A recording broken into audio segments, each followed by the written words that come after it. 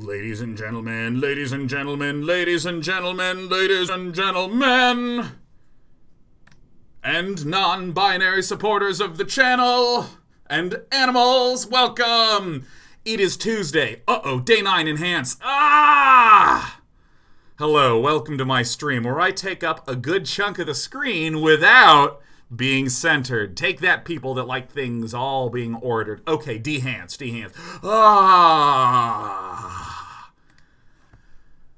Oh my god, I love when everything cracks just the way it's supposed to. In today's episode of Sean's Gonna Play a Whole Bunch of Magic on stream, as you can see on this little carousel, it is the World Championship XXVI, the World Championship number 26, starting this weekend on February 14th. Happy Valentine's Day. I love you. There's going to be the 16 best performers of the year of 2019 going to battle to decide who really is the world champion. It'll probably be Javier Dominguez, because that guy just seems unable to lose. But I'm going to be your host. And I've hosted Mythic Championships before. I've hosted some Magic-y thingies. And one of the things that I typically do before these events is I will look at the deck lists that get posted on the Sunday, Monday, Tuesday leading up to the event on that weekend. And then I'll go to town playing some of them, so that way I have a better sense of what the matchups are like, so that way I'm not such a complete and total shit commentator. But the World Championship deck lists are not posted. They are not posted. However,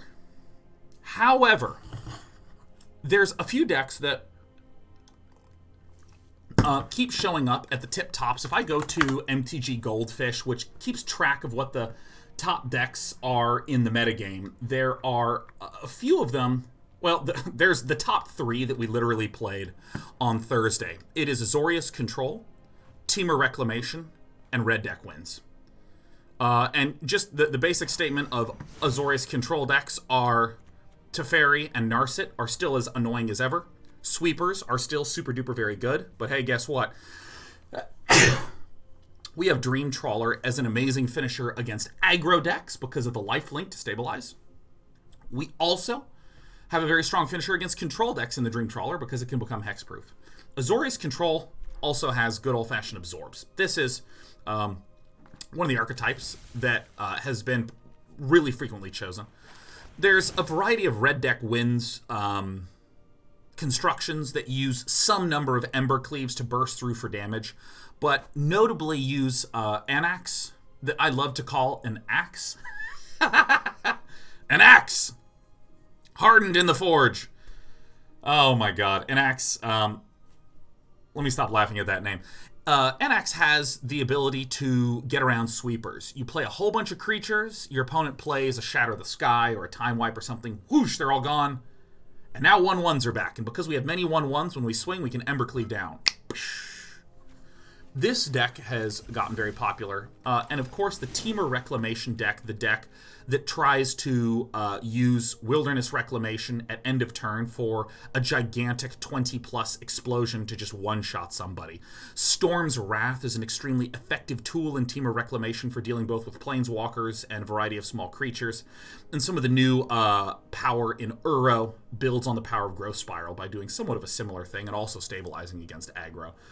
These are the decks that we were playing on Thursday that have been performing well, but one that, wow, it's actually pretty far in the distance, but one that we literally won, I think, every single best of 3 except for one. I think Jeskai Fires with Metamize Prophecy is really hype. I don't know if this is due to the fact that players were experimenting with the uncommon sagas right post-release, and things have changed, but I love the ability to nearly always guaranteed draw 4 with Metamize Prophecy. And Metamize Prophecy is kind of like a baby Sphinx of Foresight. Sphinx Foresight is in this deck because if it's in your opening hand, you can scry 3 to hit land drops. Metamize Prophecies in your opening hand, you can scry 2 to hit land drops.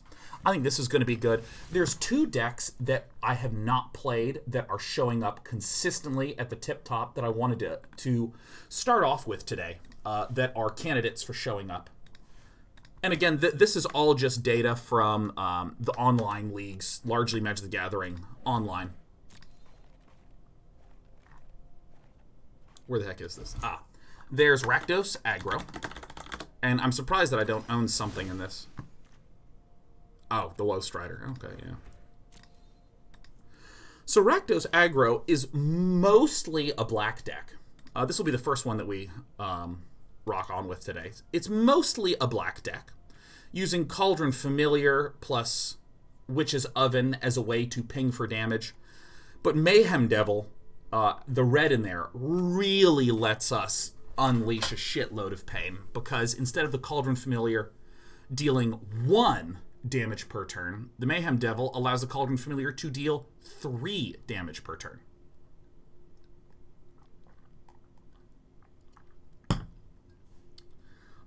Because we sacrifice the Witch's Familiar, we sacrifice the Cauldron Familiar with the Witch's Oven, and because we sacrifice, we deal 1 damage. And then we have to sacrifice a food to summon the Cauldron Familiar, which deals another damage with the Mayhem Devil. And then the Cauldron Familiar enters the battlefield and deals 1 damage. So this little trifecta deals a ton of pain. But there's another collection of very, very, very, very cute, very, very, very cute support packages for Claim the Firstborns. So that way we can take control of a blocker, such as an Uro, which does have converted mana cost 3. And then we can sack it with the Witch's Oven as a form of removal, or sack it with the Priest of the Forgotten Gods, again as a form of removal, and as card draw. And then as far as the top end, we have more sacrifice effects, or things that synergize with this. Midnight Reaper. This, excuse me. All the sacrificing we're doing can turn into card draw. Woe Strider gives us more opportunities to sacrifice, to proc Mayhem Devil and other things, and get card draw. And then just a little bit of high end. Not terrifically many lands, 24, not some of the 27 lands that we're seeing in a lot of the slower decks in there. And I don't particularly care too much about the sideboard. We have, actually, this sideboard is maybe a little too sophisticated for me, so I'm going to start off with best of 1. So this is one of the decks that I want to be looking at, because right now, in terms of popularity, number 1 is Azorius Control, which doesn't surprise me. Number 2 and 3 is Team of Reclamation and Mono Red Aggro. But number 4 is Rakdos Aristocrats, which is what we're looking at, Rakdos Aggro. The other one that is in 5 is the Simic Ramp, which I actually cannot wait to run. This deck is a whole lot of fun, and we'll look into it after I... Tampa83 just gifted 100 subs. That's 100. 100 subscribers! Jesus, Tampa. Holy shit at Tampa83. Wow. Well, thank you. What did I do? I'm copying and pasting deck lists. Wow. I do declare Tampa83. Wow, well. Goodness. Tampa says, you rock. It's as simple as that. Well, Tampa83, happy 25 months / 2 years. And thank you for bringing 100 humans into the fold here in Day 9 TV. If you just got a sub, if you are just observing, if you're just casually watching, hop in chat and see if maybe you got a subscriber. Subscriber gifting that goes on there. Wow. Holy crap. The Royal Stig says, test. Welcome! Welcome! You won, Royal Stig! You won! Holy crap. Man. Wow. I think that's the first 100 gifto of the last long time. I do declare. Goodness, goodness. Well, thank you. Look at that. Keaton Wally says, oh, wow, I am here. That's right. If you... Oh, my God. Amir McDoe 12. waving his hand. Or her or there. Or whatever's the appropriate pronoun for you. Let me know. I just can't believe it. Wow. Well, let's talk about the other deck that I'm very excited to play today. And you know, screw it. I'm going to play this one first because this one is delicious. You'll recall that there was the Simic Ramp deck that Andrea Mengucci ran at Mythic 7?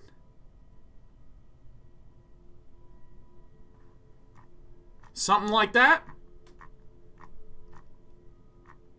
Oh, God, or was it Mythic 5? I don't remember. There was a list that Andrea Mengucci ran that had a crap ton of ramp creatures. A huge amount of ramp creatures like Leafkin Druid, Paradise Druid, Growth Spirals, everything that could possibly get land out there.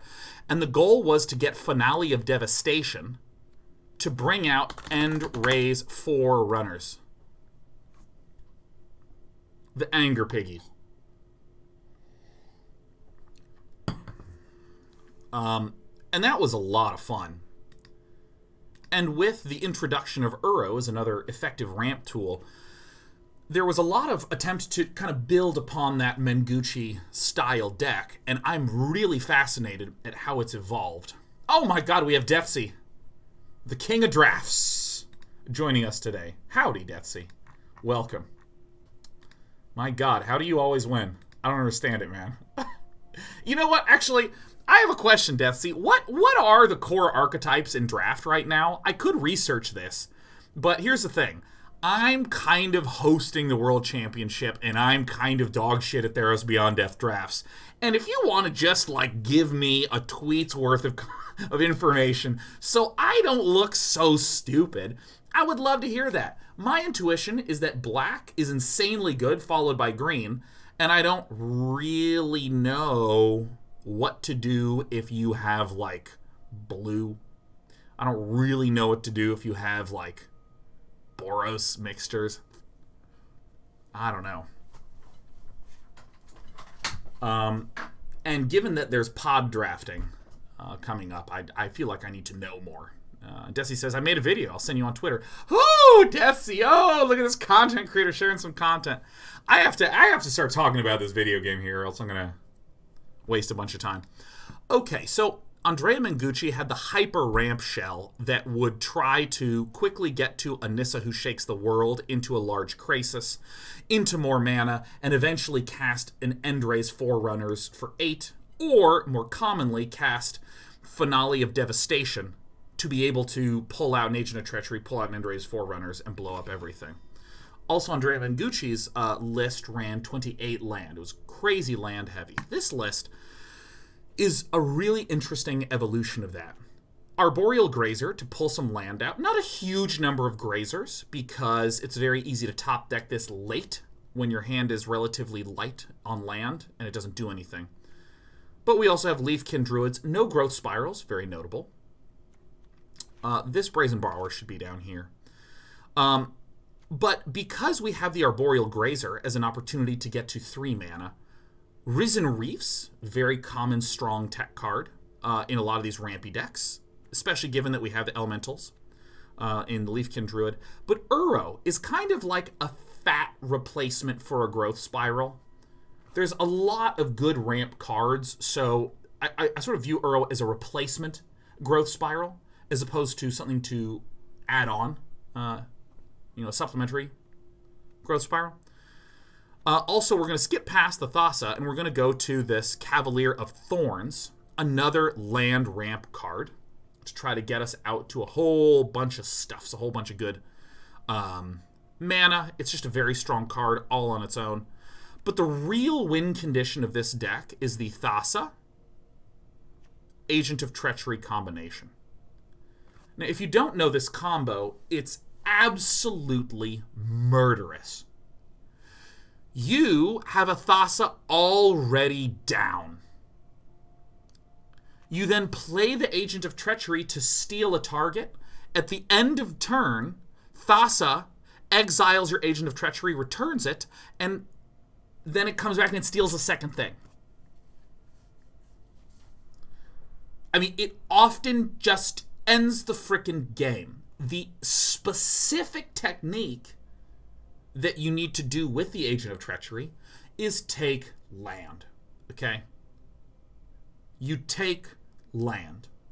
If we're ramping up, we have a lot of land out. We have a Thassa, and we have, say, 8 mana, 7 mana, and it's turn 5 or 6. We can play the Agent of Treachery, take one of their blue sources. It flickers at the end of the turn. We take an additional blue source. So now they have no more blue sources. And then we can choke them out from here. Doesn't it keep the stolen cards? Yes. It just says gain control of target permanent. So you just take it. If this dies, it doesn't matter. It's fine. And if it does die, Cavalier of Thorns can put it right on top of the deck. Because when Cavalier of Thorns dies, that last sentence, you may exile it if you do put another target card from your graveyard on top of your library. So this card is pretty savage.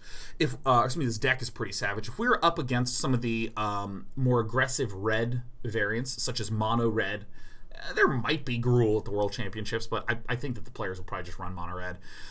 Aether Gust is a tool to deal with that. If we're up against something like Jeskai Fires, we just place the Jeskai Fires of Invention at the bottom of the deck.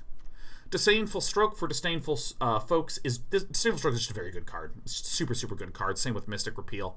Shifting Ceratops is a very clear card to go in against a variety of blue counter magic decks. Azorius Control exists. Sorcerous Spyglass, also very good against the Azorius Control. If we Sorcerous Spyglass, we name Teferi. It becomes incredibly difficult to do anything. And Pseudopanda says, are player deck lists available yet? No. No, that's the thing. So, historically what I want to do is I want to play the player deck lists before I hop on the flight tomorrow. What we're going to be doing instead is we're going to be playing some of the tip-top decks, starting with Simic Ramp and going into Rakdos Aggro to get a sense of how they're playing. Because last Thursday we played Azorius Control, red deck wins, Team of Reclamation to get a sense of that. And then also, a few weeks before then, we were playing a Jeskai Fires variant. And I think that this, and this will probably be the big ones. I haven't seen a terribly large amount of Rakdos Aggro. I'm pretty comfortable with Simic Ramp, so I'm going to play it. Desi, you want to give me the entire limited format summary via DM? Okay, now let me know. That's very, very generous. But please don't spend a lot of time on it. Let me send tweet. Send message. I'm doing it now. Howdy, howdy, howdy. It's incredibly generous, but please don't feel any sort of pressure to do anything good. I mean, essentially, you're coming into my channel, and I'm like, can you just do something for me? And you're like, yeah, I'll actually do a good job on it. And I'm like, you don't have to do it. You know what? Fuck it. Desi, if you're streaming later tonight, I would love to just host and just direct everyone to you. We're going to mulligan this because we have one land. Is that clear?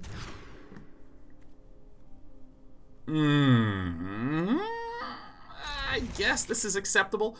I'm going to say that this is kind of acceptable due to the fact that we do have the Temple of Mystery, and there's a good amount of mono red. So I've been a big fan for like a decade, no worries. True though that may be, you're still doing work for me. And, you know, I don't ever want that feeling of obligation to linger. Or languor.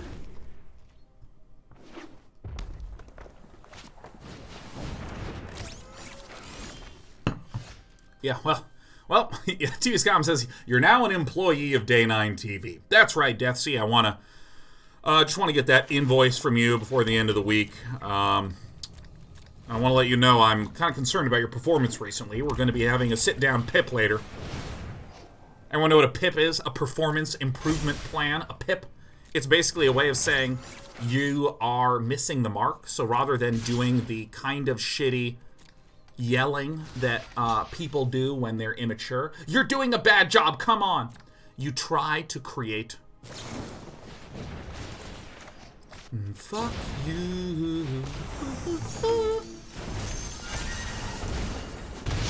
You try to create a structured approach. Hey, here is exactly what I want you to do. Fuck yeah, I'm gonna swing in with him. Are you kidding me? Are you kidding me? Of course I'm gonna attack with this guy.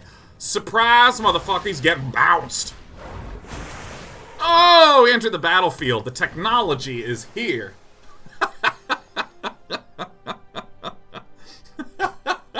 That is what we call skillful and stupid. Yeah, the idea behind a pip, I think, is very reasonable. In fact, I think it's a best practice. If someone is underperforming, you don't sit at them sternly and go, "You're doing a bad, sad, bad job. You gotta step it up." You say, "Here's the plan for what we need you to do to improve your performance." But then it turns into this kind of chummy-ass nonsense. "Oh, don't worry. We're just gonna pip him." "Yeah, I'm worried. I'm worried about him. I'm worried about Johnny. He needs to be pipped."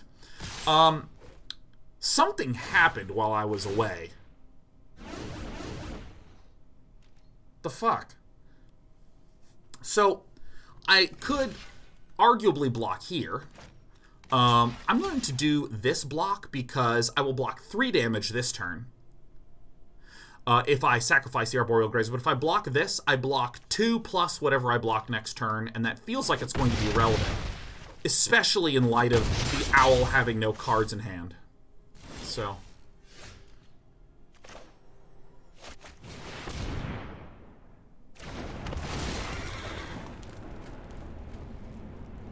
Boop. Enter step. Alright, that little Grazery pal's not going to be swanking on in. I'll probably try to eat one of these. If my opponent peels a Embercleave, we're probably totally fuckaronied.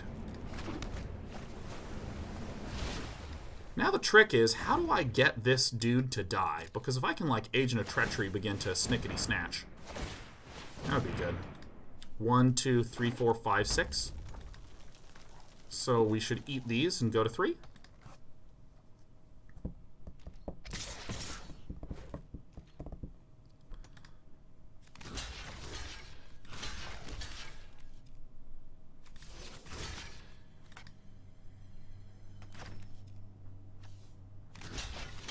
Someone makey a mistakey. That's fine.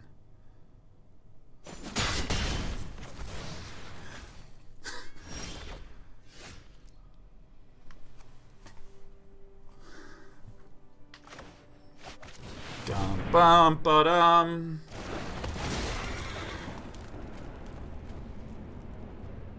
Fabled Passage. Activate ability.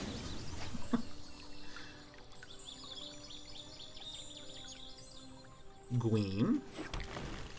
Very good.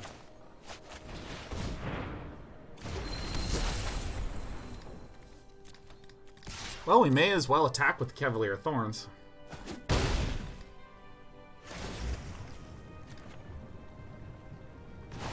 The UI has changed? Yeah. An update just kicked in. Eats metal. Just kicked in. Castle Vantress. I do not have a lot of cards left in this deck, you know what I mean? Oh, you love to see it. You love to see it. We haven't milled an Uro yet. No, we've gone through about half the deck. Oh!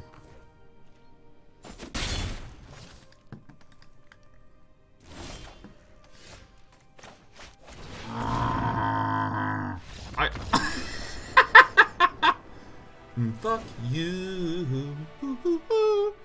Okay, so here's a rickety-trickety-do that I'm going to show to you. This Castle Vantress against aggro decks, we can cut. Because we still have a pretty substantial 26 lands, but we cut the thing that is obviously too expensive for the matchup. And then we cut the mana that we might necessarily need to cast some of these pricier objects, which gives us plenty of room to put in the Aether Gust plus one more cut. And I think that the most passive card here, the Thassa Deep Dwelling, is probably the one that we ditch.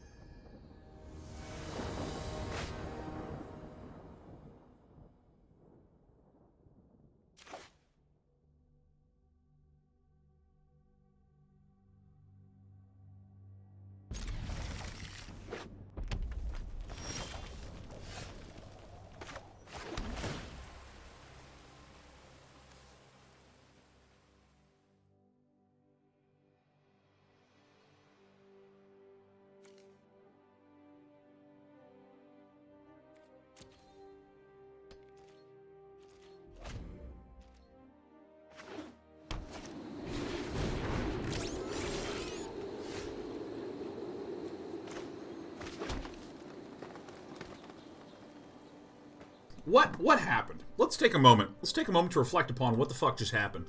So what happened was, I have lunch. I, by the way, just ran 5 miles. Power hot, healthy Sean, narrowing down. He's going to have that V-line physique. And then when his booty and thighs get big, we're going to call it the X-line physique. That's what I'm talking about, right?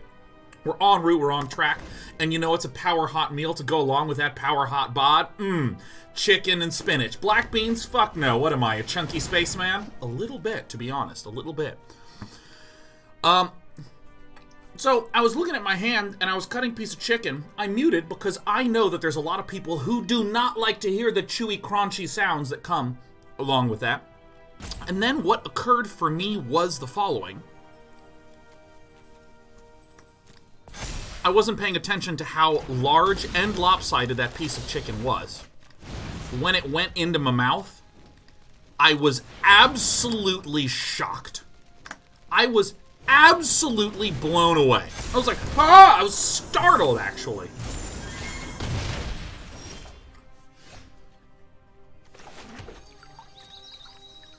I mean, I kind of had a moment there, literally. And then I started to laugh because everyone just saw me put one of the largest pieces of chicken in the history of mouths into my mouth. The lurker formerly known as says, not used to that big piece of meat in your mouth, question mark. You know, I'll be honest, that's not even low-hanging fruit of a joke. That's the rotted fruit on the ground at the base of the tree that you're picking up and you're going, this is great fruit. But you know what? I'll let it pass because I feel like I walked into it. Okay? I feel like I have to give you permission to do that. Look, guys, fresh fruit. It's like flies.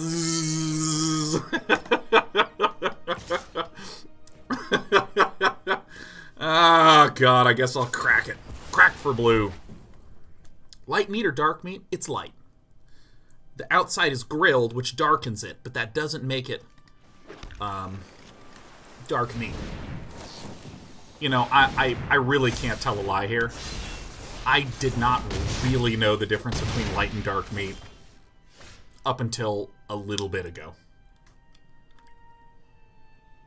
I know very little about cooking. I do know about moving on with my life, so we're going to go ahead and concede this game.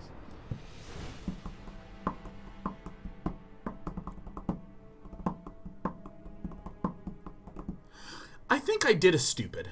I think the big thing that I did that was unintelligent is look at my curve. Obviously, I have a lot up at this high end. I have a lot of rampy things. And really, Brazen Borrower and Aether Gust and the Arboreal Grazer are my tools to deal with some aggro. To a slightly lesser extent, Leafkin Druid, but you know, hell, this quattro of cards.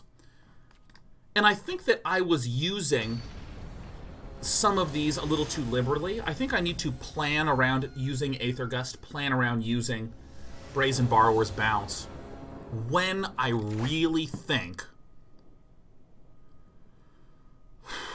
Sure. When I really think I can get a lot of value. Because I was looking at this and I was like, oh, it's a robber of the rich. I don't want you to get any value. I think that's an incorrect way to think about it. Because this deck, this ramp deck, is not really about slowly accumulating value. It's about, it's about the nature of infinity. And when you have something that is upscaling to infinity, what I need to do is deal with the spikes that the owl can throw at me.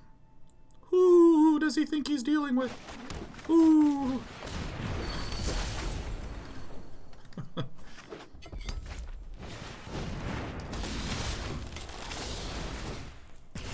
Alright, so this... Oh, my Risen Reef will, like, obviously block the damage.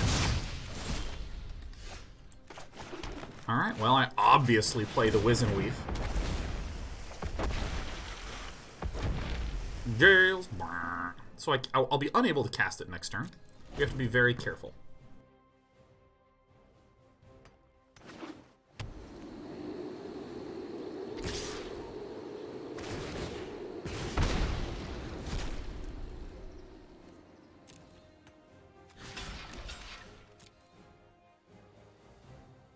If Leafkin Druid dies, that's okay.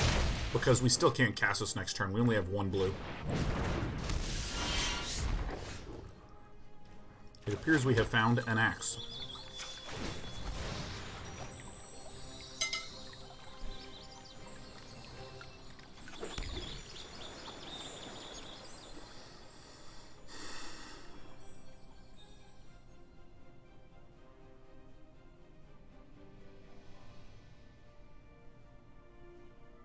I think this is where I need to think about my clever Brazen Borrower timing that I'm talking about.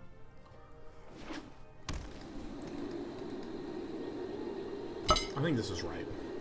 Because an axe plus an Embercleave leads to an problem.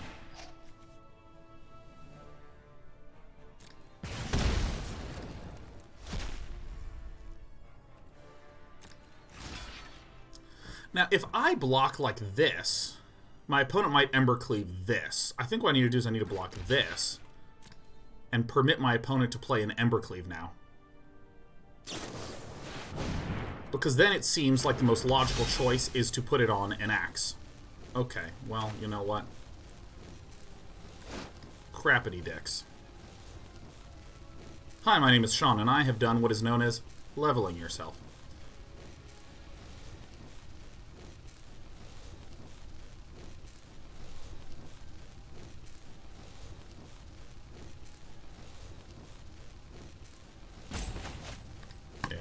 I think this is the best play. I think this is the best play.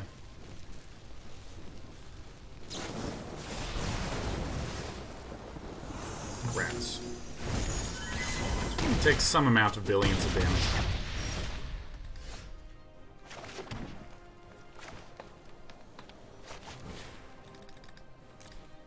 I did it. I figured out the maneuver.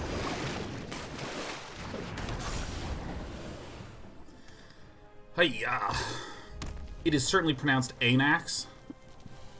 Nah, this is an axe, man.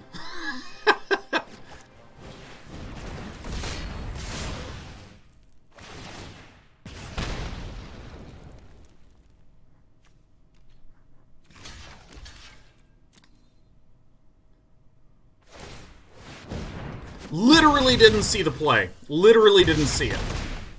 That's okay. I mean, we had to do that to prevent lethal regardless, but you know, like, what are you gonna do?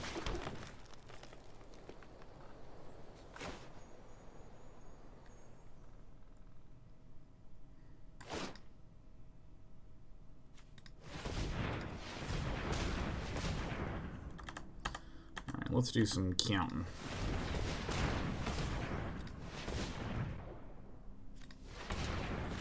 Yeah, I mean, yeah.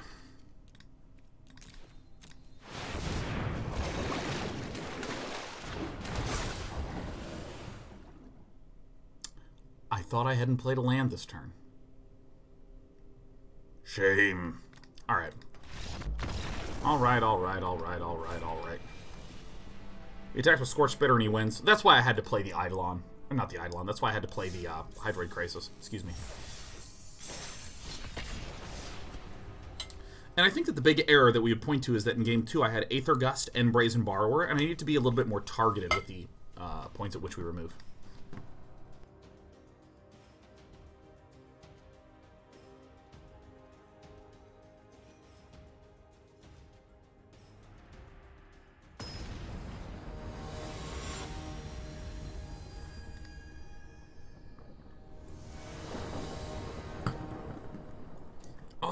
Scipio points out that it's probably Anax, because it might be based upon the hero of lore Ajax. Oh, yeah. Top says, I feel so bad for embarrassing you. Your chicken bites are so small now. You didn't embarrass me, man. I think that's hilarious.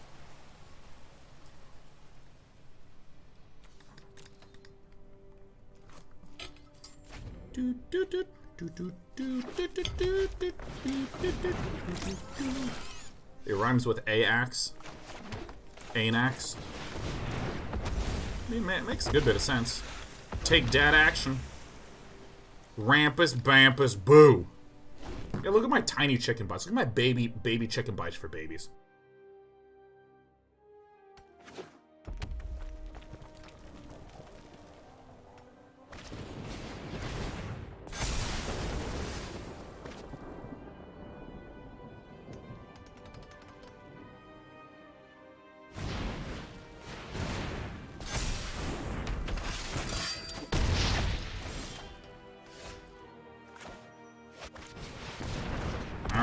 Show me what I got.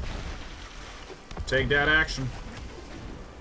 I am Sean's complete and total sense of disappointment.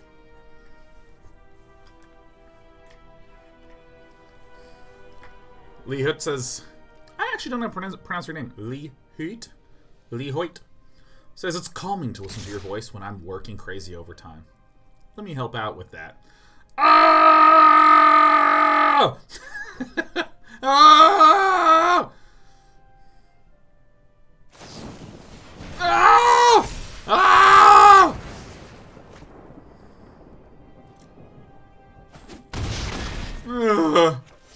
I bet I'm gonna draw Thassa. I feel it. Give me an Agent of Treachery. I want to be so treacherous.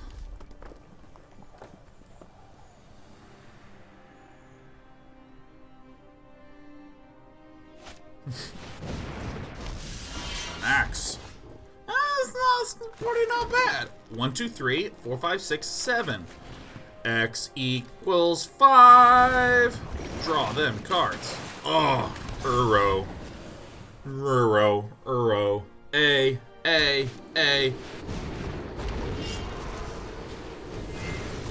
Fuck.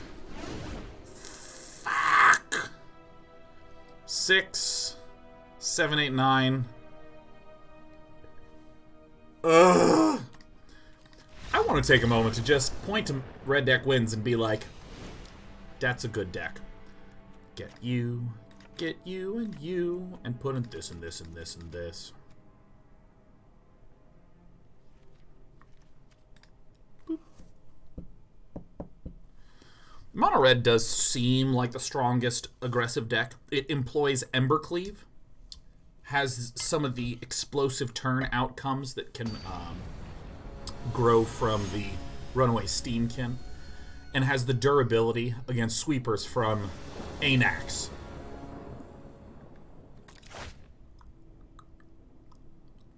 Farts. Didn't I just mulligan this hand? Isn't this the same hand? Am I crazy? Is it the same hand? Is this the same hand? Okay. That's a little bit better, but it's not amazing. I'm gonna do like this.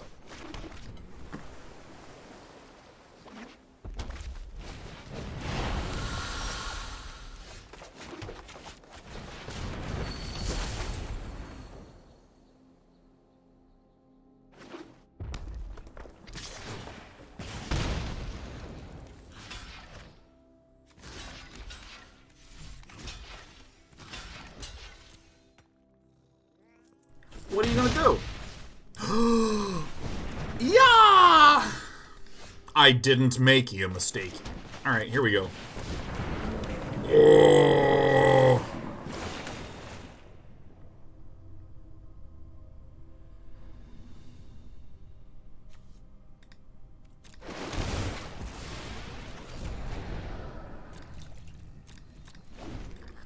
Hello, my name is Day9, and I love to play Face Up. Spit at me, baby.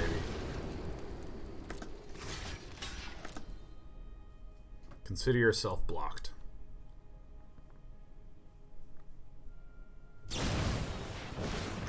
Surprise, motherfucker! This is a nice play because it not only bounces the Runaway Steamkin, but also it causes the Rimrock Knight to fizzle. Because this fizzled, we don't get to see the Rimrock Knight enter into exile.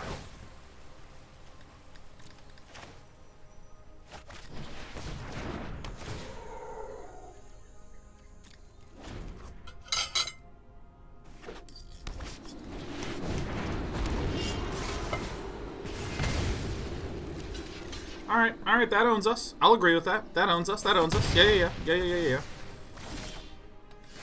1, 2, 3, 4, 5, 6. X equals 4. Chance of Embercleave being in hand, 100%.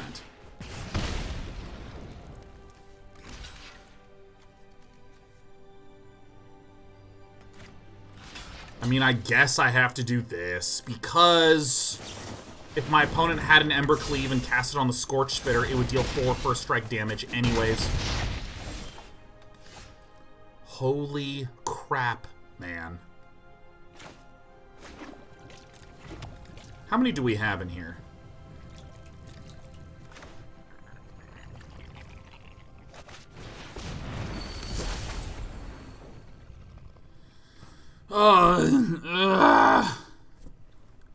Because here's the thing. I have 1, 2, 3 things in there. When I cast this Aether Gust, I'll have 4 things in there. So I need to figure out a way to get one of these Leafkin Druids to die.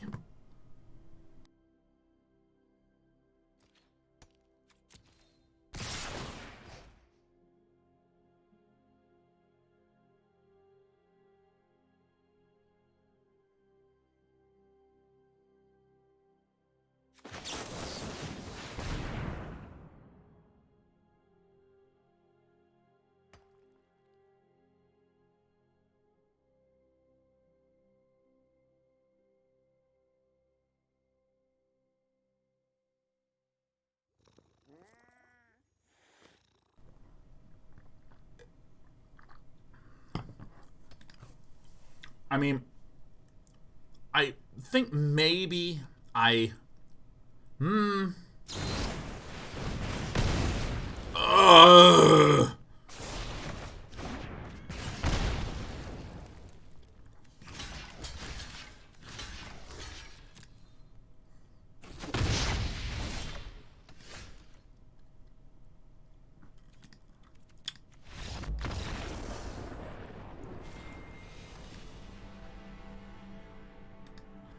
This is feeling hard. This is feeling really hard. I want to see if there's a slightly different Simic Ramp list. I kind of am surprised I've been up against Mono Red twice. Yeah, it's actually not that unusual, but still.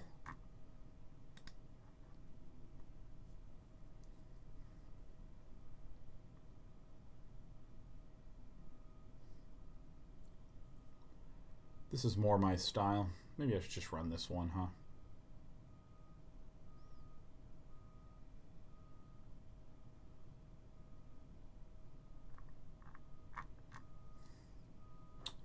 You know, look, I'm going to do a different list with a different feel to it. Alright, let's try Simic Ramp 2. Simic Ramp 2. Oh, do I need another Uro? I have no mythics? What? Well, you know what? We have 18 of these. Well, I'm just going to open 10 and immediately hit the Uro we need.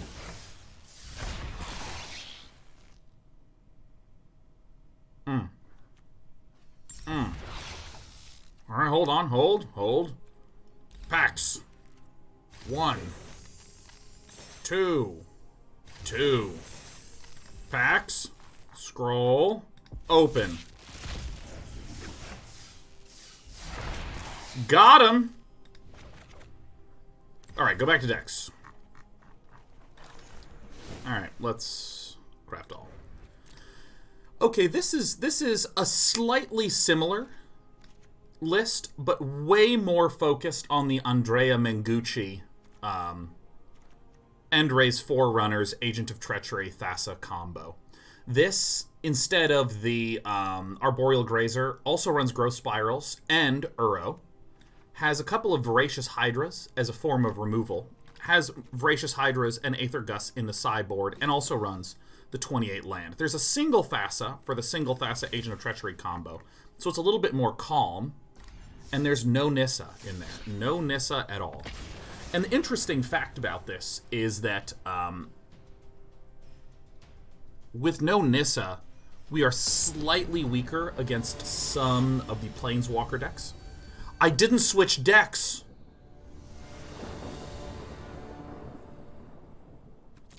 You know what? It's fine. It's fine. So we'll play another one with this one. It's not a big deal. It's not a biggie. It's not a problem. Hey, Desper. Hey, little cat.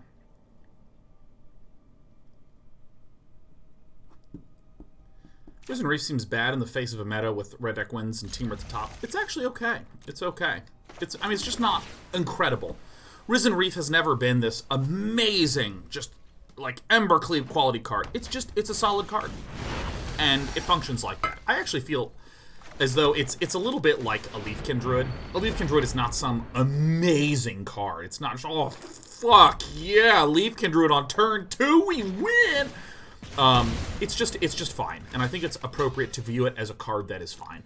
It is fine because occasionally it just goes absolutely and utterly out of control.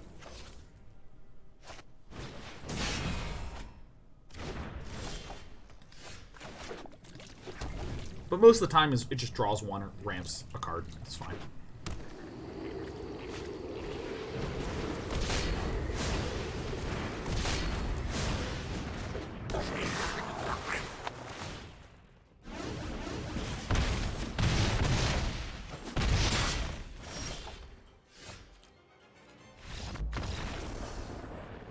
Excuse me. Okay. Let's get the other list. Let's get the other list. Play with Simic Ramp 2.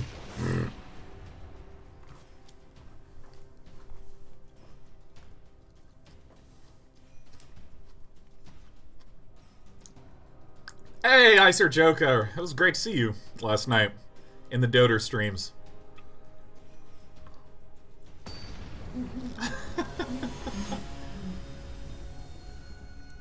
I was one of those collision of worlds. I'm just like, oh, it's you, Icer Joker. That was so tight. John J. Happy 1 year anniversary. Mamma mia.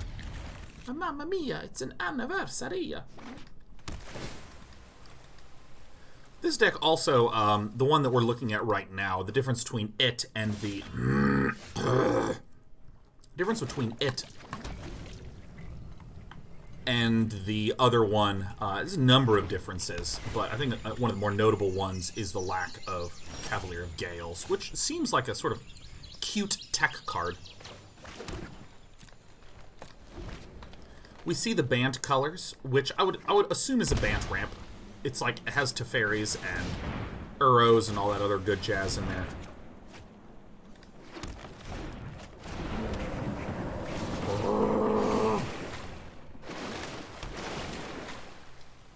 You want to ramp Verve? I'll ramp your little pants off.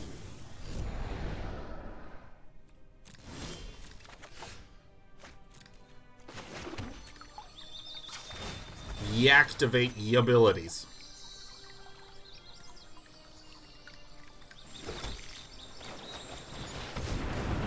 Oh. Boom.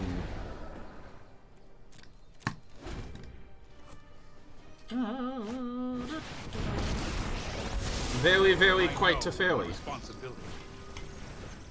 Teferi, I'd love one. Oh, I've done the hero list. We have not terrific amount in the bin, but we will. Just 1, 2, 3, 4. It's a ramp deck with Teferi. I mean, what more could you want? What more could you ask for? I know the answer is you could ask for so much more always, all the time. This is America. But, you know, what are you going to do? I've got time.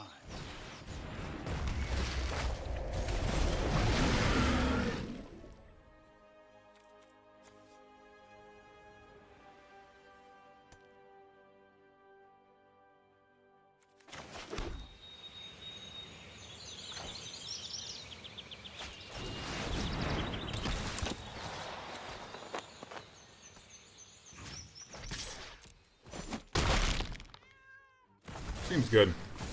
Seems good.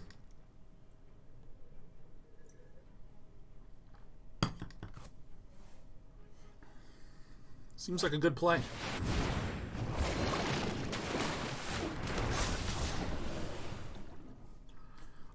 We're not blocking. All this is just going to stay tapped. Gain control of this one. Yeah. Tap him. Now, if I play this, this is a 7/7. This will make this a 6/6. A 6/6 plus a 7/7 is going to be 13 damage. This 2/2 will become a 4/4, 13. So this will put our opponent down to 2. I see no reason to just do that this turn, given that nothing is going to be tapping. Good to see you.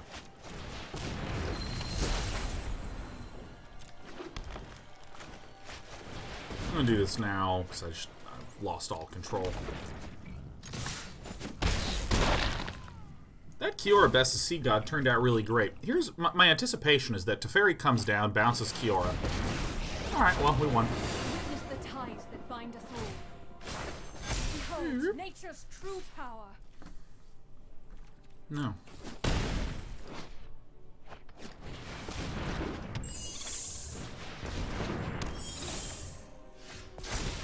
What?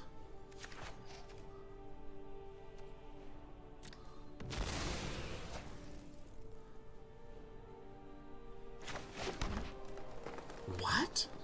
Really?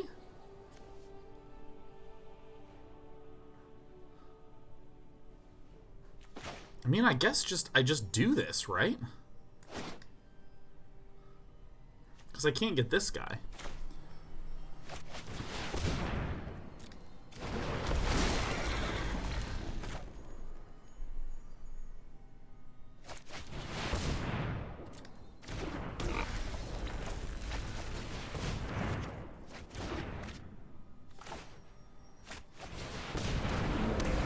Alright, we get a free 6/6. That's pretty good.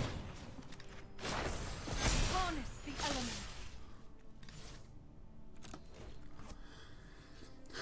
Yeah, I don't have to sacrifice Uro when it enters the battlefield, which is pretty tight. Yeah. So, yeah, we did it.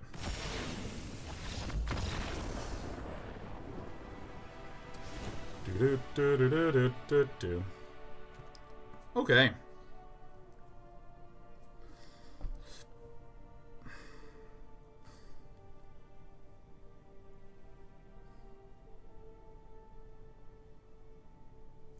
What the hell is the sideboarding plan for this thing? What is the sideboarding plan for this thing?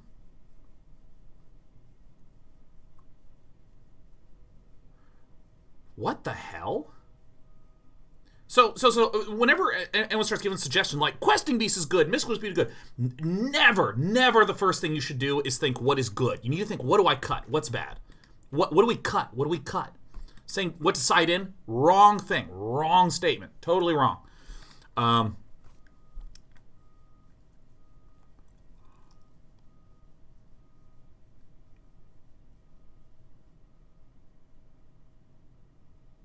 think the Voracious Hydra comes out. I think the Voracious Hydra comes out.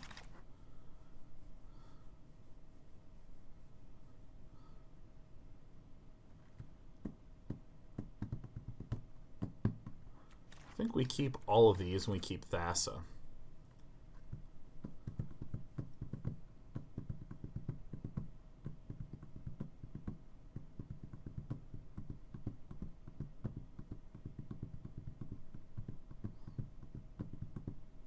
I don't think I want this. Oh, Jesus.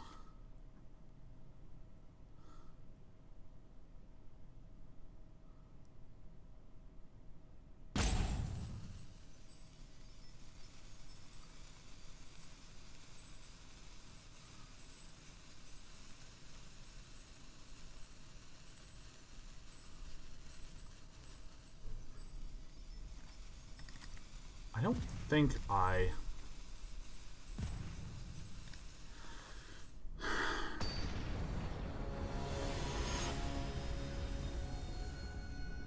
think I do need to keep all the Cavalier of Thorns in there. I actually think it's a mistake to put in the Questing Beast. I think it's a mistake. I think that's an error. I think we just did an error. I mean, there's some merit to it, certainly.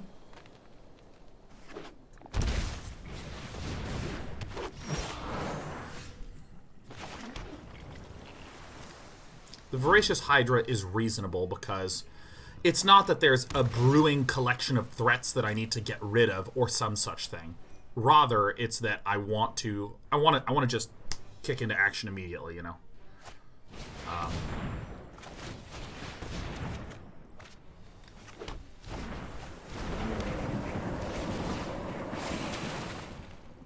Questing Beast gets around Hushbringer and stuff, and can, like, hit the Teferis, but I mean, outside of that, there's just not terrifically much that it's doing for us.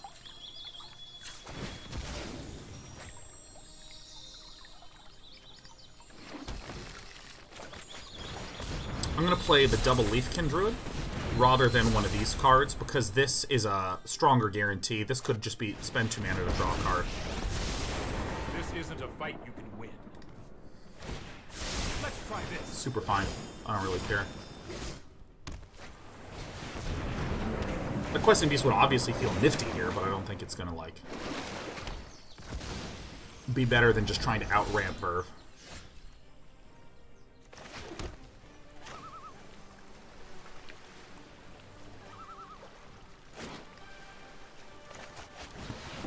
Oh my god, Katong!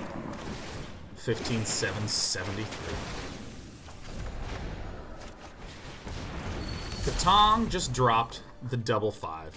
The 10 total Subaroni Gift of Ruhas.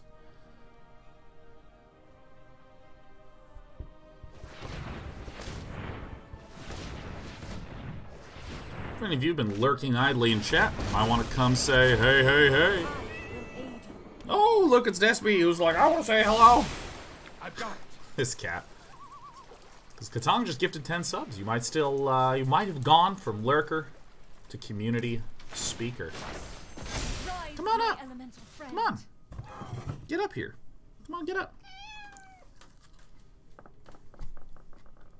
If you want to come up, you gotta come up. Ow!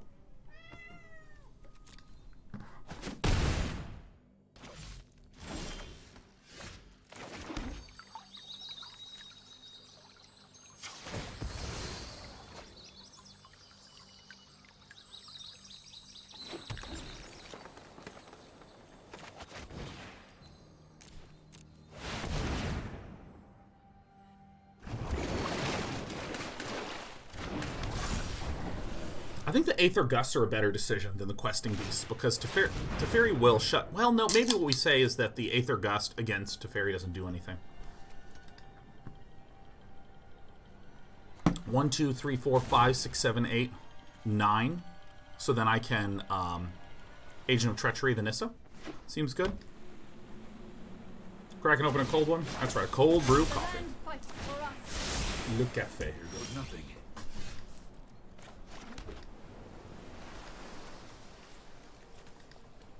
Okay.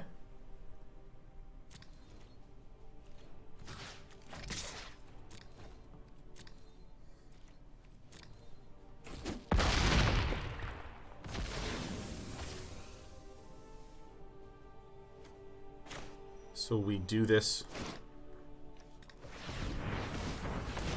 first. What do we think, Verve?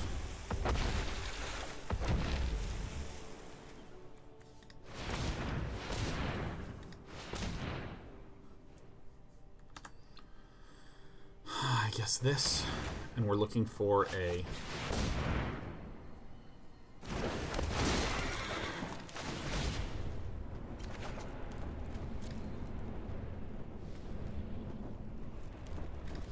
green untapped land,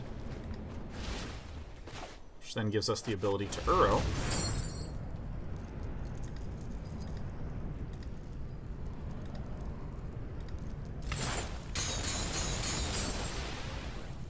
Yes! Yes! Katong says, sadly I only get to enjoy your streams as a podcast, as I work 95% of the time, so lurker by necessity. Well, Katong, I hope that my calming, dulcet tones help make the day and the work a wee bit easier. Let's put that to the bottom, since we have the potential to Finale of Devastation for 10 now. 2-4. Yeah. If you had a podcast, what would you call it? Man, I don't know. I think podcast branding is very tricky. It's very tricky. And I'll talk about that after I chew this spinach.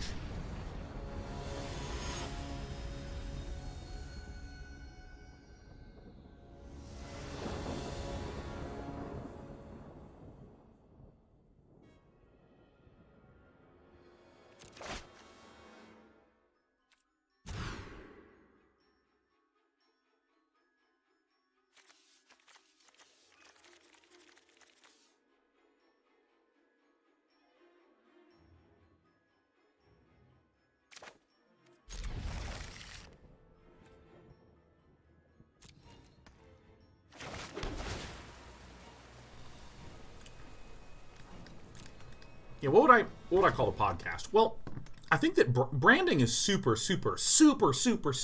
important. Because branding, as far as I'm concerned, branding is the following. People have busy lives and a lot of shit going on. So please, do them the service of making it easy to remember and easy to understand. And there's some abstraction there, you know, where it's you know, it's a Coca-Cola is not about selling a drink. It's about friendship, you know, and all these other things that are sort of like pseudo-true.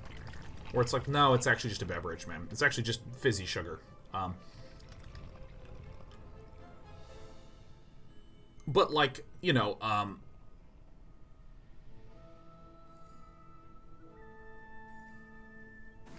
I think intuitively it's easy to say, oh, you should call the podcast Mostly Talking.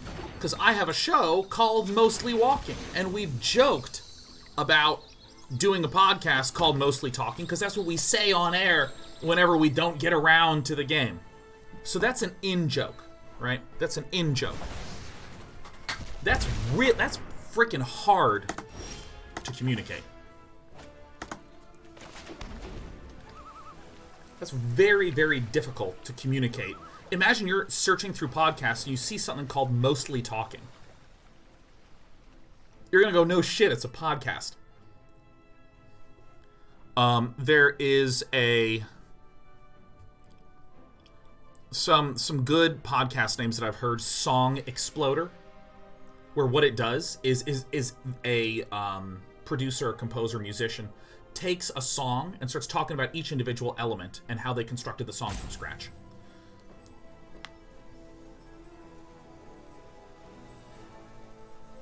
And so that's like a really, that sort of sticks. Song Exploder is kind of a weird name. It's kind of unusual. But it also really ties into the meaning of it. So it's easy to remember and it communicates really well. 99% Invisible. I really don't listen to almost any podcasts. These are all Brit recommendations. But,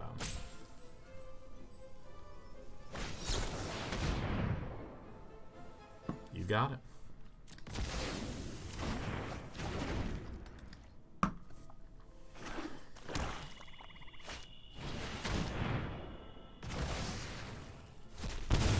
Life's been challenging in the first few turns of my existence.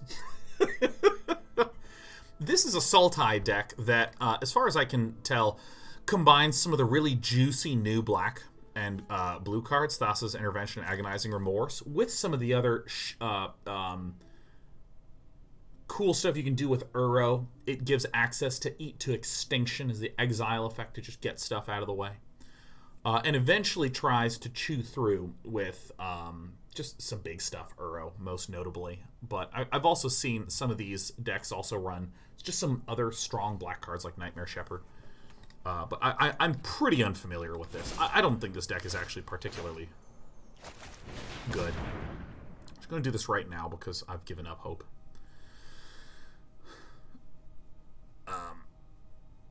Yeah, but 99% Invisible is a podcast about design and architecture. And when I say design, I don't mean game design. I mean just like design most broadly as you can imagine it. So listen to this fascinating episode on 99% Invisible about the design of the modern day mall. 1, 2, 4.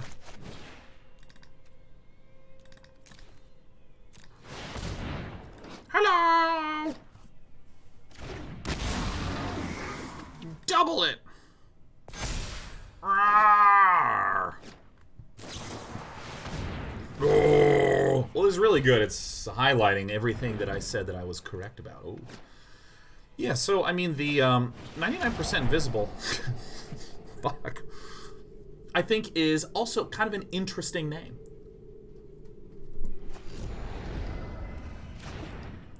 It's a really interesting name. It's unique enough, but, like, also understandable enough. I'm not too torn up about this situation.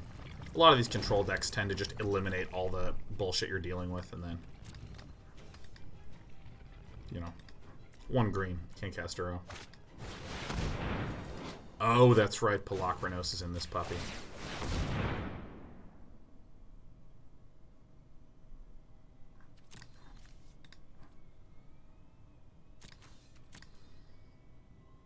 No, so not really bad. I don't play Uro. You know, pretty do that, you know.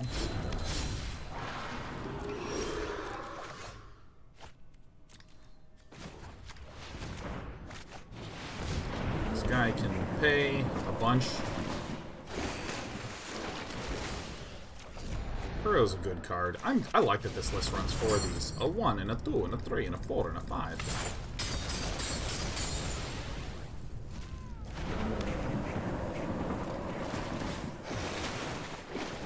So I'd like to once again get a really confident, I have no idea what I would name my podcast.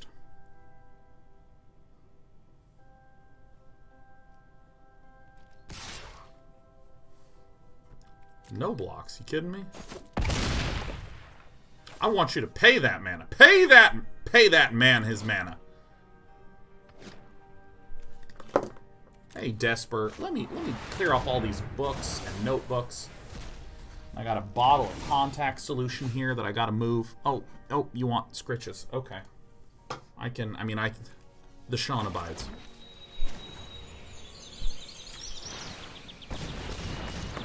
Six, 7, 8, 9. So this is X equals 7. This is one of the reasons why I really like this, these Simic Rampy decks, is like, you know, you just like get a Hydroid Krasis and you're in good shape. You know, the plot, says Miros, I think is a super weak name because no one knows who Sean Plot is. I think having a Day 9 in there might be a reasonable starting point, right? Because someone's just like, oh, is it Day 9? Is that guy that I used to watch the videos of? You know, things like that. Start to make the branding a little stronger. Yeah, I love it.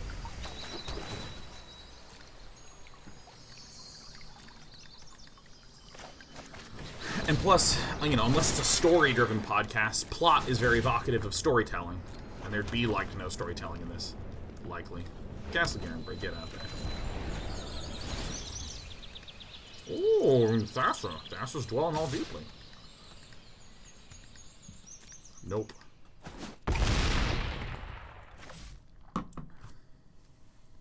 So, this comes all the way back to the original question, which is, if I had a podcast, what would I call it? I don't have any podcasts that I want to do. I actually think I would not enjoy doing a podcast. Like, really not. It's just not terrifically interesting to me, currently. And if I did, I think it would be really hard to name. Really hard to name.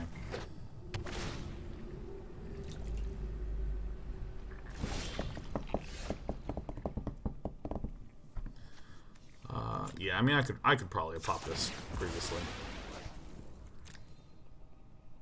Give me a blue! Hey! Give me some growth!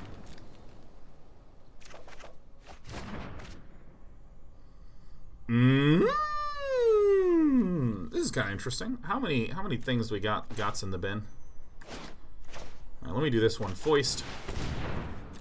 Bop.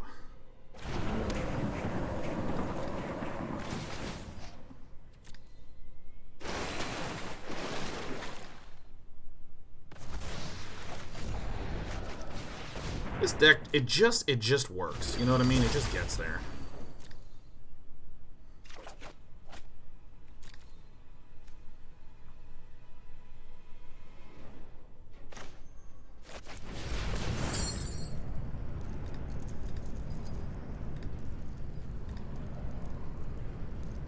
You know, dude, I only need so many arrows in my life.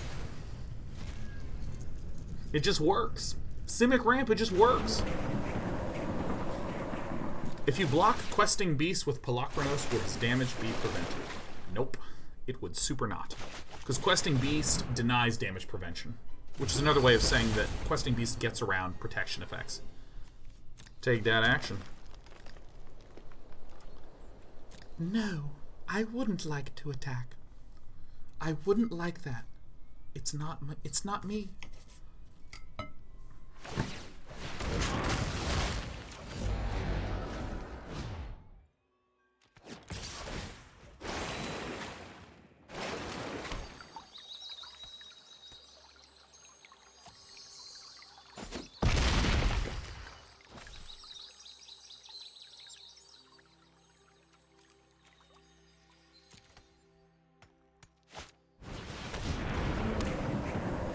Questing these 2 damage to a creature with protection from green. Yes. Yes, it can. Super duper yes, can. Pseudo versus, would a podcast help you personally? You dedicate a lot of time to streaming. Can't even fathom the amount of prep you dedicate off stream. Realize now this may come off as a little judgy. Not the intention. I'm just wondering what would happen to your free time. You know, that's part of it. Like, I really enjoy the time that I dedicate and devote to streaming. And like, I've been watching a lot of Brandon Sanderson's lectures lately. This is where he's like a 12-12 now or something like this. Yeah. I'd love one. Thank you. Greatly appreciated. Put that one over here. Yeah. And raise 4 runners and swing in, huh? Jesus, that was game 1. Yeesh. Yeeshi jeeshi.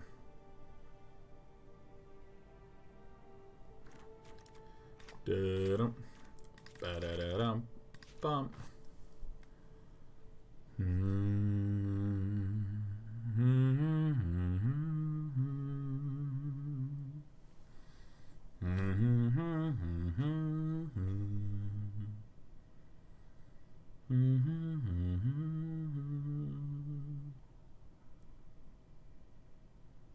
What do you cut in this stupid deck?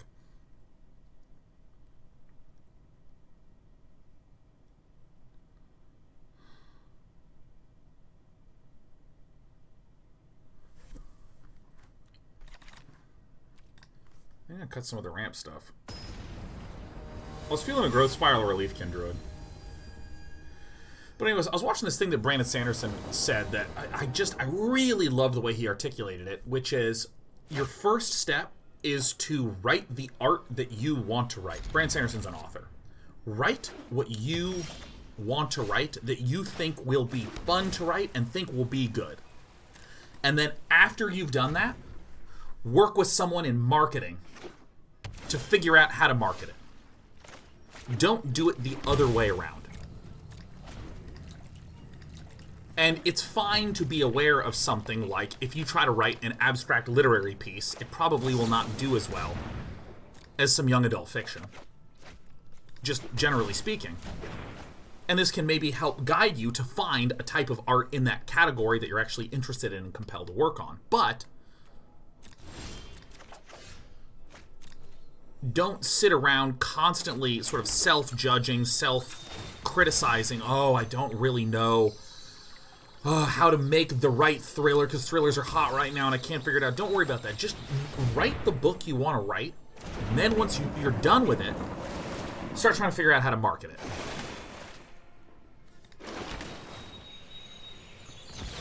And when, you know, when someone asks me, Sean, do you want to start a podcast? If I think from a marketing standpoint, I have an extremely loyal audience, like an unusually loyal audience. Like, for whatever reason, you guys are willing to watch me play games I'm trash at, where I'm providing no valuable content relative to the game. It's just somehow my shining, heartwarming personality. Like,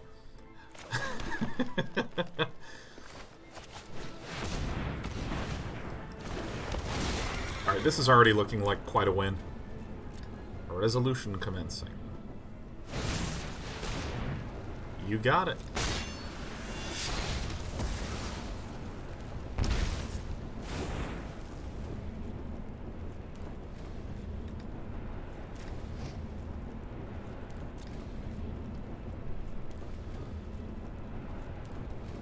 Yeah, I actually do want to take that action. Because then when the Cavalier of Thorns actually looks, the Cavalier of Thorns is going to find the Fabled Passage because I put it on top, which guarantees the land drop, which then gives me the ability to pop this, find a blue mana, and cast the Uro due to the extra available mana from the Castle Vantress, thereby giving me the ability to put another forest down. Boom. Yeah, like, I have an extremely loyal audience. I'm also someone who is very, very comfortable with talking. For instance, there's a lot of this and this and this and this and this. There's many streamers who have a viewership because of their gameplay. My viewership is very much so due to my talky aspects.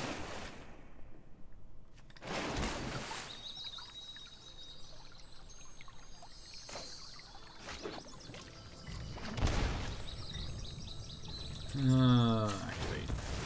And so it's really easy. Oh, and also podcasts have a really robust 1, 2, 3, 4, 5. Could turn that into 6 with 4, 6, and then 7. So this could be x equals 5. I'll just wait a turn. There's a really robust business infrastructure around the sponsorship for podcasts. Choose the legendary permanent.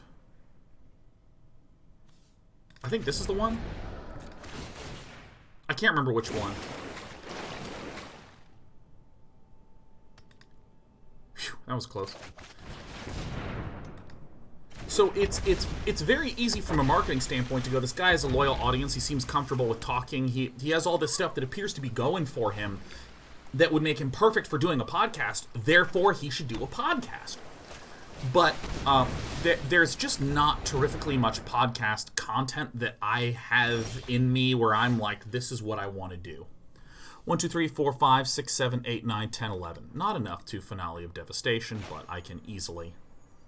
X equals 11, 12. 12 minus 2 is 10. Thanks to Castle Vantress, we have the extra mana. So, like, I just don't want to... There's nothing I really want to do in podcasting. It's not like, for instance, I am really excited to play Magic today to look at the decks because I'm going to be hosting the World Championship this weekend, so I'm really excited. So this like feeds into something that I want to do, and then I am building a business around that kind of thing because that's interesting to me to try to support the thing that I want to do. That's really cool, but I just not that into the idea of a podcast. Maybe if there's a podcast idea that gels in my head at some point, that'll be good.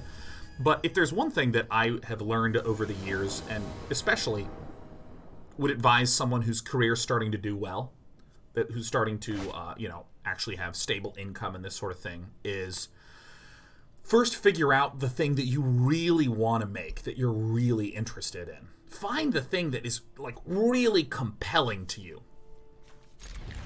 And it might be several things. You might want to write a book. You might want to do a stream. You might want to, a fashion line that you want to do. There might be a number of different things that you want to do.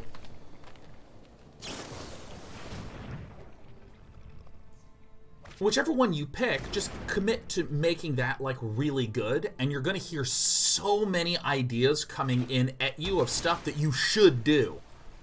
Fuck all these people, okay? I mean, and I actually have, advised people who are growing streamers and stuff like that, and they're like, well, I've been told I really should do this, and I really should do that, and I don't know, maybe I should do this, and I'm like, oh, well, what do you want to do? They're like, well, I don't know, I feel like I should do this, but I'm like, no. If no one gave you any advice, and you're just alone, what's the thing you, like, want to do? What is an interesting thing to you for you?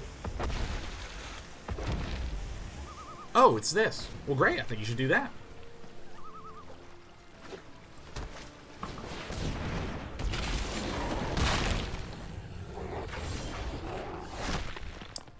Okay, what do we see? We see a Simic deck with a Questing Beast. I'm a little baffled as to what deck runs Opt and Questing Beast. Opt typically is in decks that are flash decks that are looking for very specific control or counter cards. Questing Beast is typically in a deck that's just trying to beat the shit out of you. So I'm surprised to see both of those there.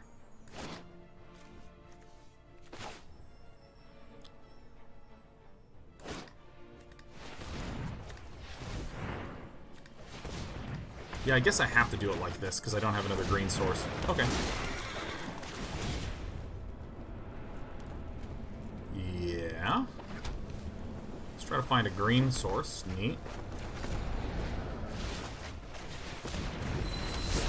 This package just works so well together, man. Just the Risen Reef proccing the Cavalier of Thorns dumping her onto the bin. It's just really, really nice. Okay, so we see... I don't know what we're up against.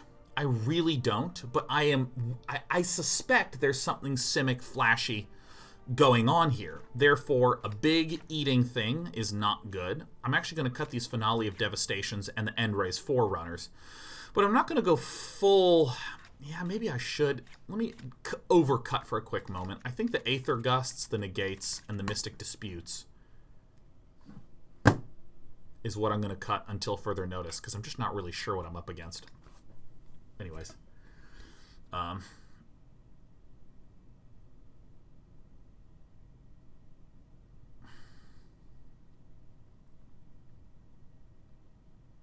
very, very confused about what we're up against. But anyways, like, you know, it's fine to listen to advice. Like, if you're like, you know, like here's a piece of advice that maybe makes sense, which is, hey, Sean, you are doing a bunch of content only focused on StarCraft.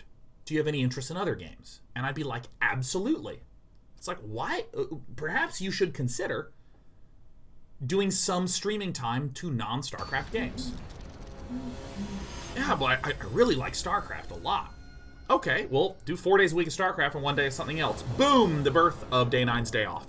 But the important thing is when I heard that, I went, oh yeah, that sounds really awesome. Fuck yeah.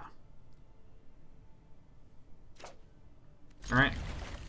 Whereas I also was told early in my career, Sean, don't do 2-hour lectures on strategy. Don't do it.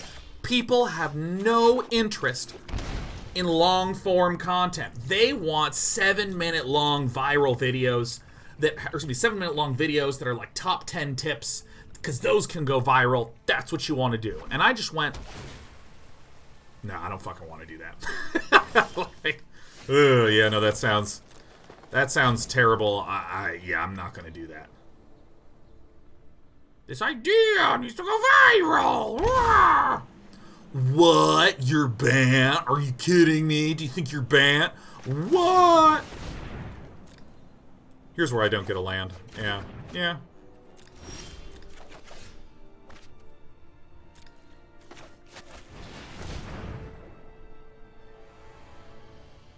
Oh, you know I'm so screwed, don't you? Ooh, to the bottom with ye.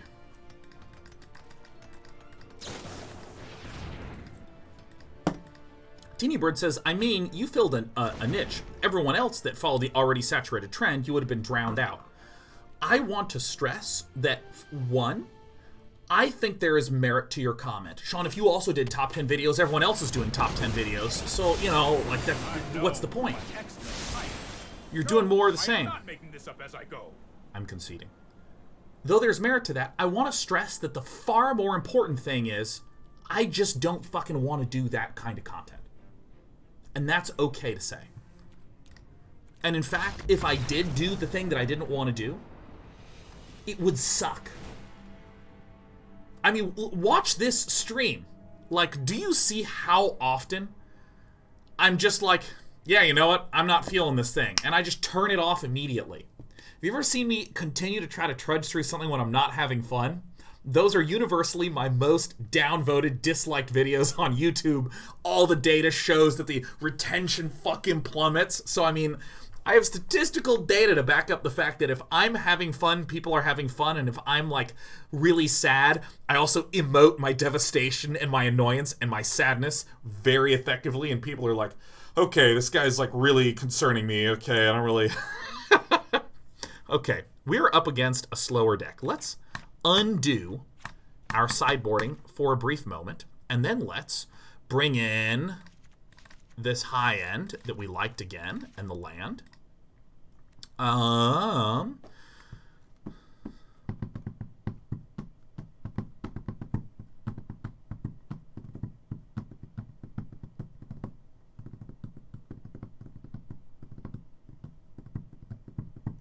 think I'm actually just going to do like this. Just like a little disputage.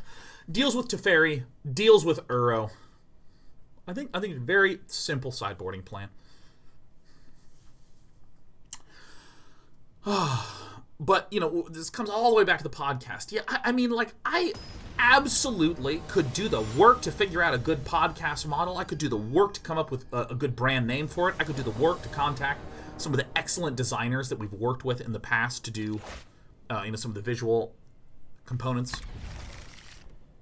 Make it look all sexy. I could absolutely leverage my notoriety to get good guests on. I could absolutely do all those things. I could absolutely ask my agent to connect us with some sponsors for the podcast. I could do that. I just don't think I would enjoy it.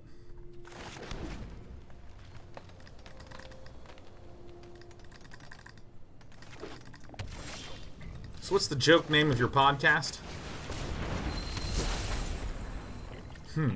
Well, it's a very reasonable question, Tompa83. Okay, so what's the joke name for your podcast then?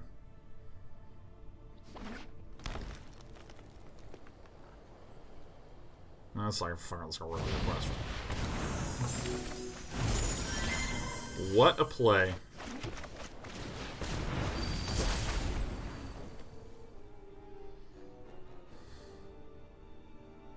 What is the joke name for my podcast?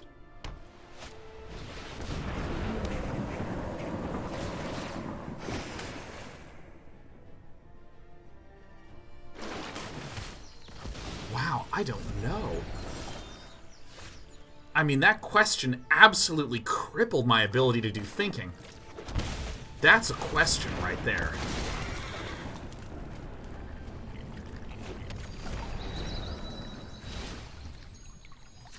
Wow.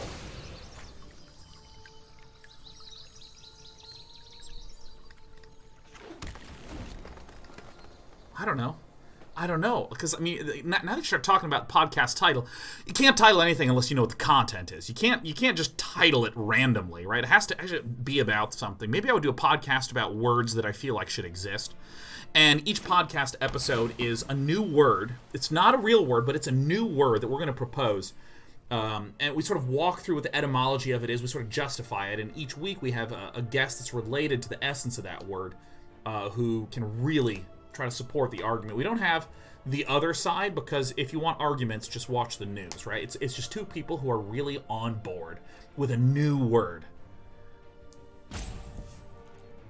And the goal is we'll run for, like, 10 years.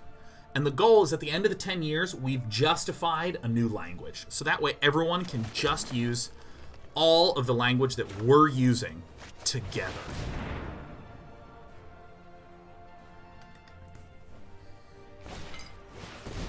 I'd listen to that.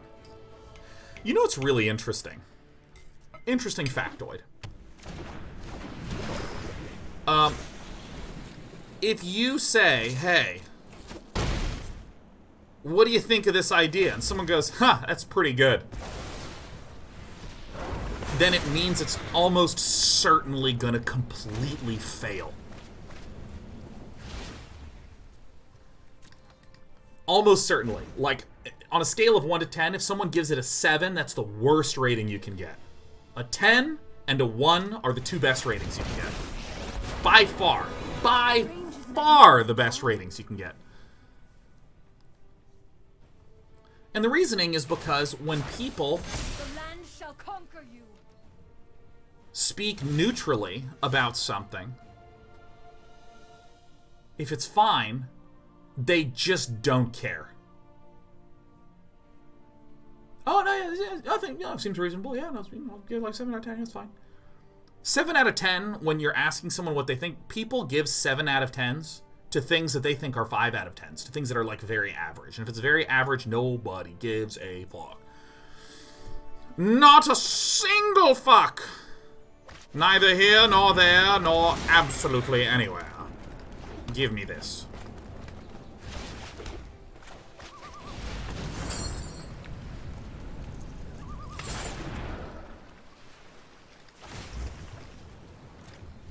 Sorry, I just had to do some counting. And I mean, the statement is fairly clean, which is that what you want is for the person to have a compelling emotional experience. Joy and delight is one emotion. Annoyance and frustration is also an emotion. And you know what? Annoyance and frustration is very compelling. If you're like, no, that's garbage. Look at the game that you're watching me play. You ever been land screwed in this game? You ever had a bad ally in Dota? It's frustrating as hell. Now, if you have a game that's only frustration, yeah, that's bad. But if you have spikes of frustration, spikes of triumph, spikes of joy, if you have spikes, that's good. Who gives a shit about glass?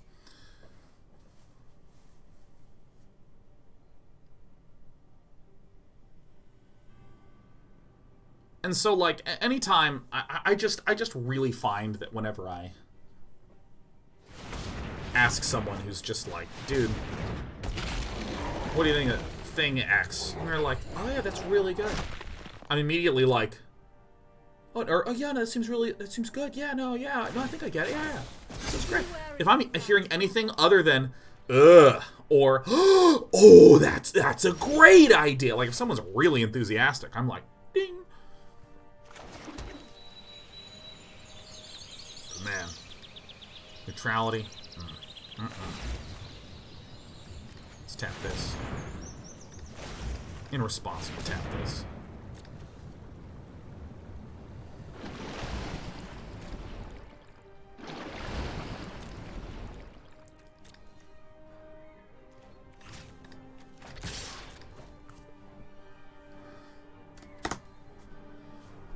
Die.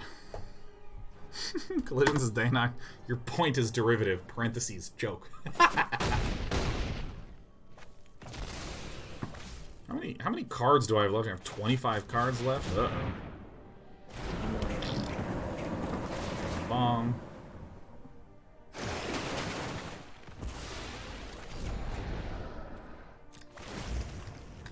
Beyonce.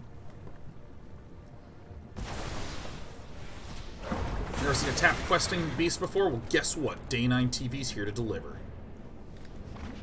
Tempo au Mistral. I mean, this is looking like the one-est ass game ever.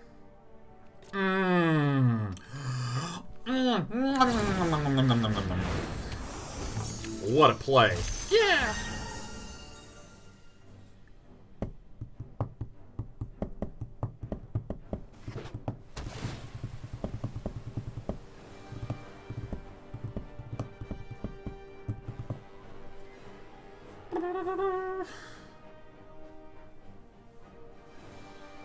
Wow. Alright, what you gonna do, LaFerb? Through this land, we are all connected. Oh my god, a Nissa. I love one. Harness the elements. How fast do you think LaFerb is gonna be conceding? Because I think the answer is fast.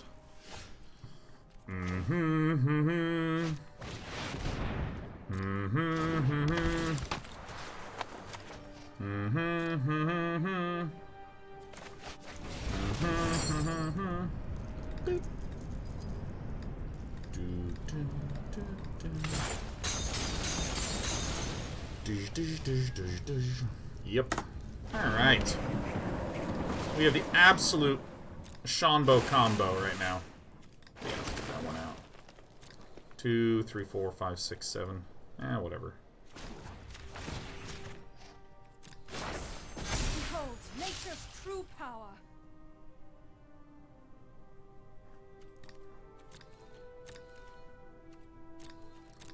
Alright, let's bounce this.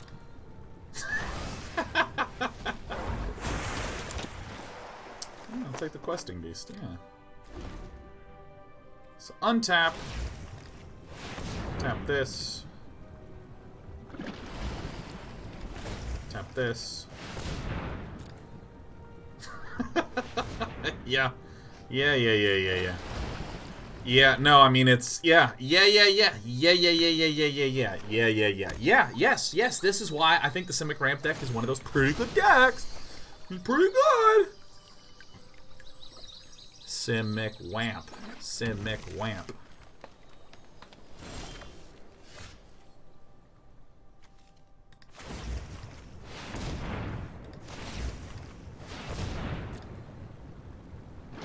I think I've discovered the play.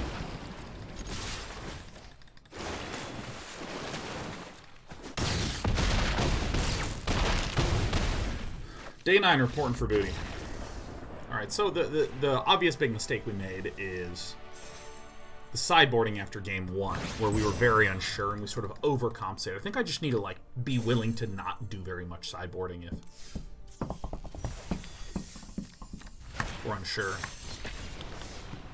Simic Wamp 2. Ah, yes, we're still chomping on chicken.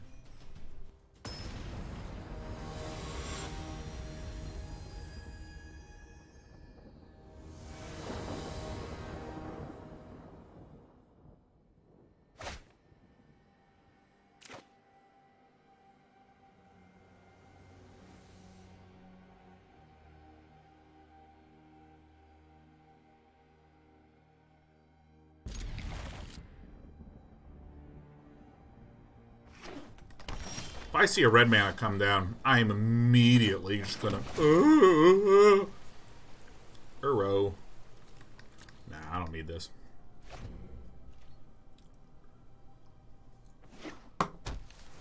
Sean dancing? I like dancing, man. Uh-oh.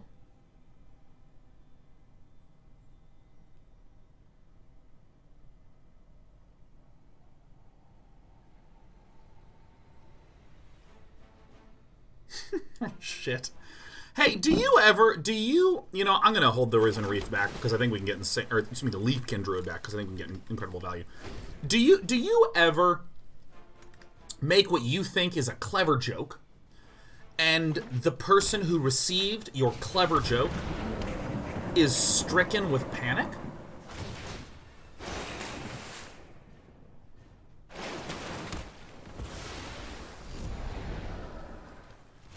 Yeah, I just encountered that. That's why I pulled my phone out, because I was like, oh yeah, I've done this. Ka-chunk, ka-chunk, ka-chunk. Yeah, the funny little comment was about, hey, because my friend had an all hands today.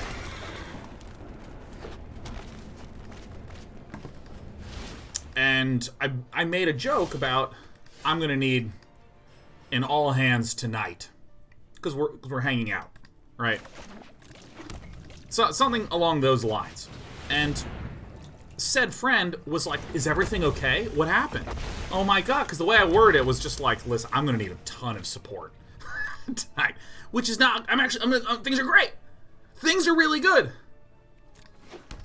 Which means what I thought was clever, charming, trying to incorporate all hands in a way that would imply all attention, came across as, you're going to have a big challenge tonight because, look, I'm just going to need all hands on deck. HG Rose's slow claps. I love the joke.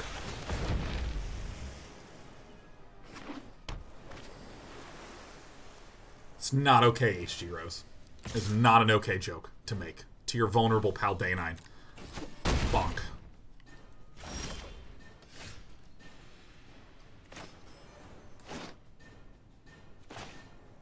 Dis one first. Boop. Bam, bam, bam. We're the same deck. Yeah, we're the same. Oh, are we kidding me? So I need a Castle Garen breakdown, right? Come on, get the land out. No. Yes.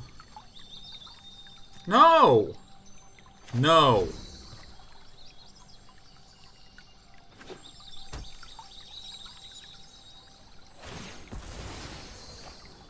Yeah, no, I know I didn't word the... I was trying to summarize. I didn't...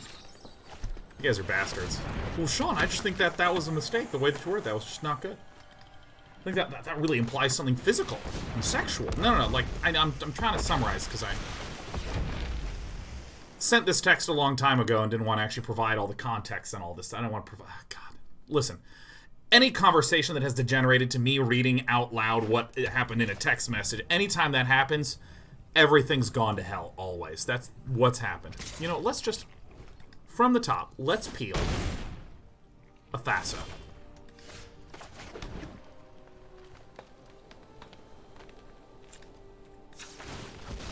Content. Is this Felicity? How do I get more personal information out of him? How do I completely miss the context of his comment and think about my needs? Y'all are bastards. Okay, so if I do this... Boop. Hello. Woohoo! Let's get some land. Who here has seen Damages starring Glenn Close? There's a character, Arthur Frobisher, which, by the way, is a great name. And there's a really dramatic, climactic scene where Arthur Frobisher, played by Ted Danson, says, "Just gimme the goddamn land." And I think that every time I have a Risen Reef in play. Just... It's me! Nissa! Woo! Be wary of the ground you walk on. Where's my Thassa deep dwelling? Where's my Thassa dwell donkin? What does this do? Creatures and dwell. Okay. So what are you gonna do? Gain haste till end of turn. This kind of sucks.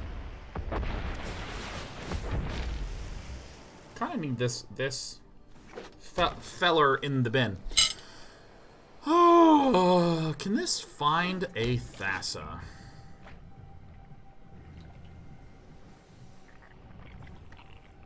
I believe no. Can Finale of Devastation get a Thassa?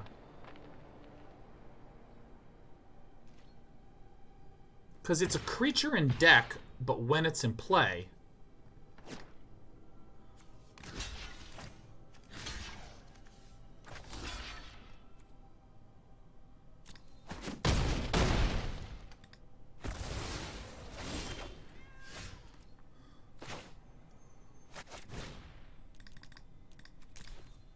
Research. Okay.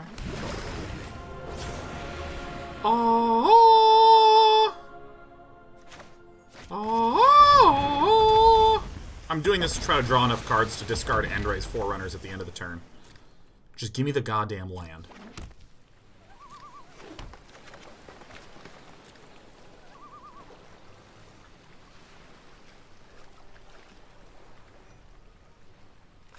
Probably this. That's fine. Fill the hand. Win with land.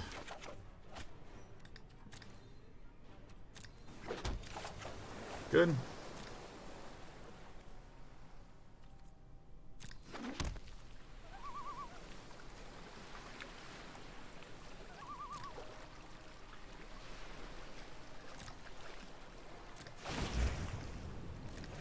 Flicker. I will take this one. Discard this. And then that way, this is in the graveyard, so Finale of Devastation can actually pick it up. Whew!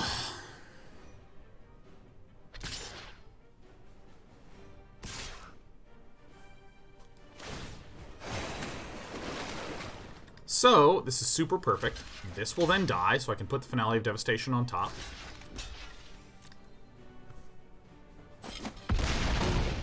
Or you could have just cast it. Don't want to do that. Don't want to hard cast it. Hard casting it is a incorrect play. Because this gives, if X is 10 or more, all my creatures get +10/+10. Endray's Forerunners just gives my creatures +2/+2. But Endray's Forerunners also gives the very essential keyword of trample till end of turn. So that's why we're doing it.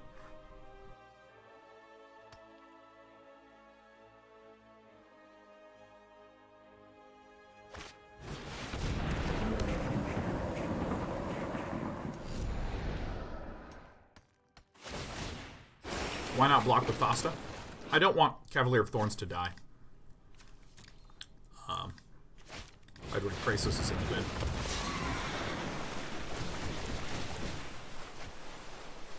I don't want my opponent to get anything of value. Now I'm saying. Now what I mean. Jelly bean.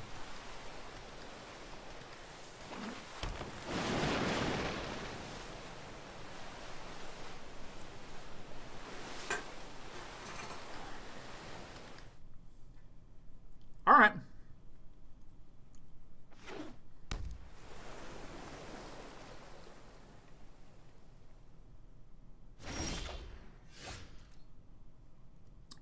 $14, $15, $16, $18, $19, $20, $21, $22, $23, $25. I'm just going to go for a smooth 20.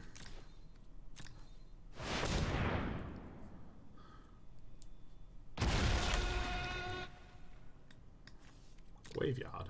Hello.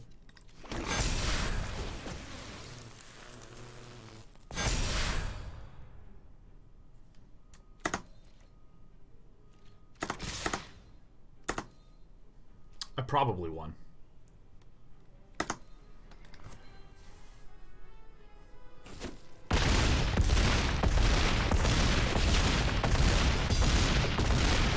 Just casually swinging for 180. Alright. I've solved the pickle. So I once again think I don't need the Voracious Hydra because we're not up against something too aggressive. I think that I want the Mystic Disputes. I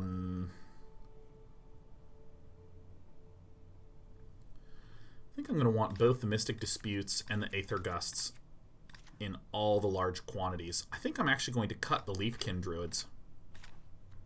I think. Maybe it's cut, you know, I think it's actually cut the Growth Spirals.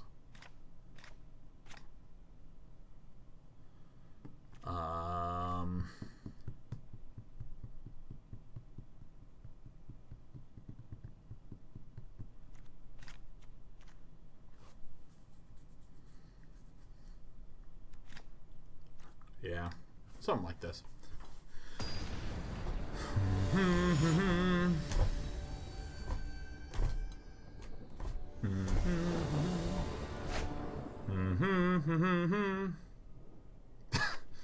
No.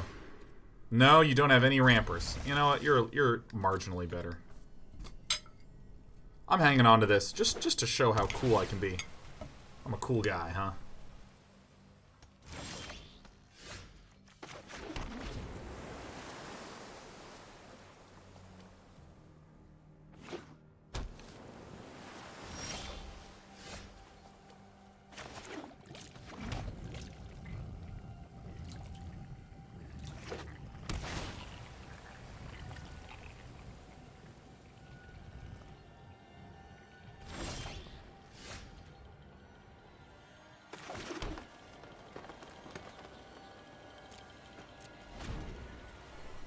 You kidding me?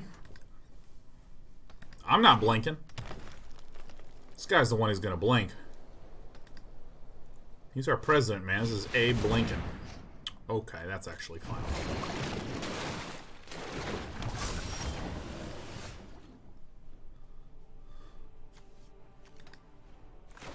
I want to do this first before thinning with Fabled Passage. Because I want to have more mana in the deck when I play Risen Reef, because, as Arthur Frobisher would say, just give me the goddamn land.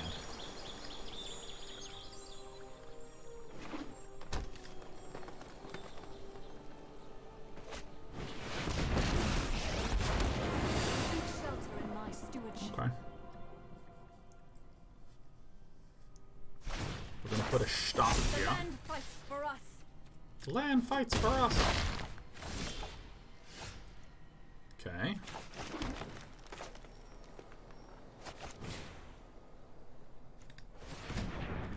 Is auto pay on? Or excuse me, do I have full control on? Yes, thank you.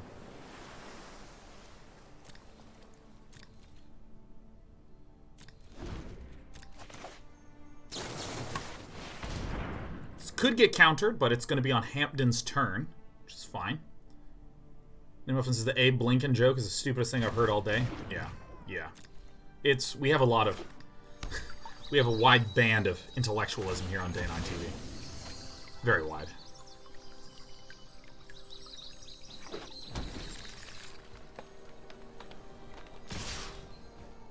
Going to 10. It's going to happen. I think I'm actually going to go to 5. Stay alive. I will be the widest boy ever known. Well, this is suspect.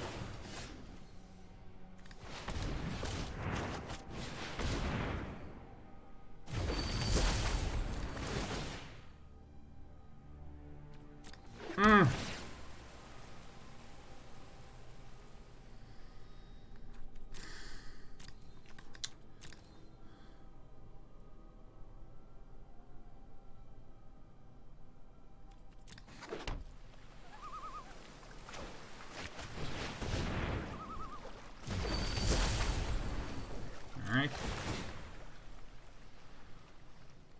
Yeah. Yeah.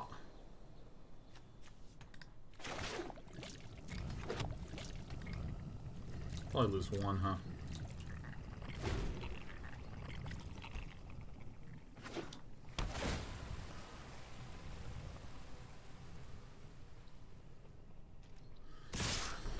Yeah, no, Nissa. It's kind of surprising that Nissa self-dunked to the bottom of the bin.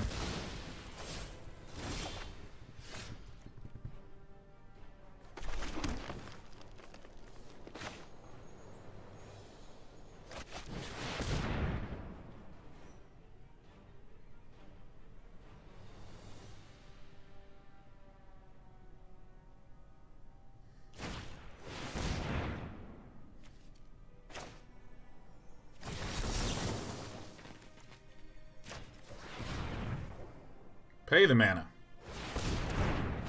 Just give me the goddamn land.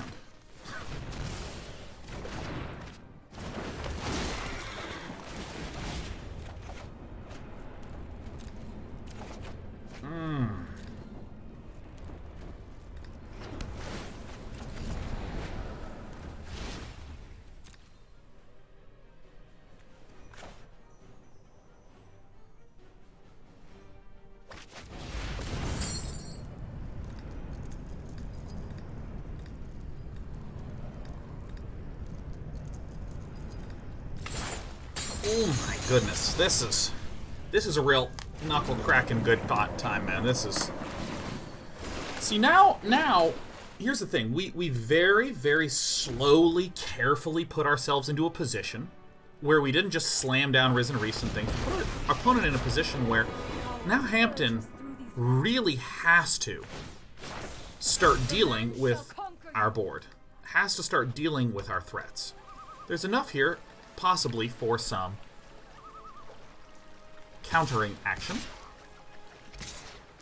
Alright, it appears that the Ghost of Forgetfulness has visited our friend. We're going to eat both lands. We want to reduce the total amount of lands that are here. We'll take 4 damage in the sky, so it's not a big deal.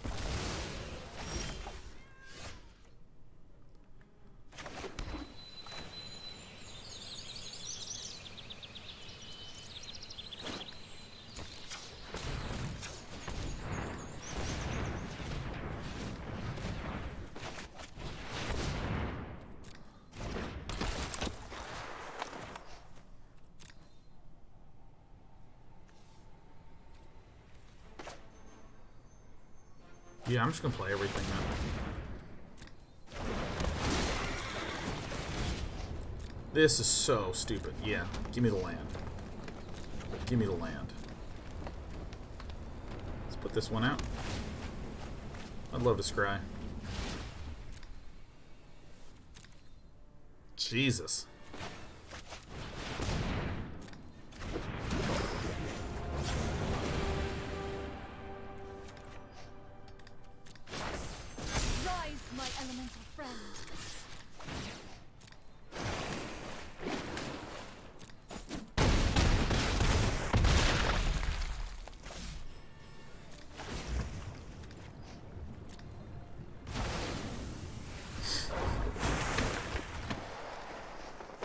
I mean, this is so good. Yeah, I mean, we can probably play this and just scoop up Diamond. I really kind of want to play against Mono Red.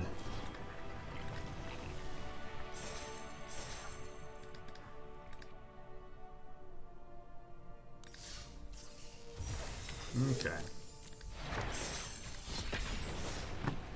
When did you become the devil, Sean? When I net decked. That's really the time I am Erdy. That's the moment where things just turn from me being a nice guy to me being a guy that does whatever it takes to get on top. Can you flash the deck list real quick? Pseudofer, it should be up on the Cardboard Live extension that's at the top left of the screen, unless it's not been enabled properly, which sometimes that happens. No, it should be on. You should be able to get the deck list copied directly.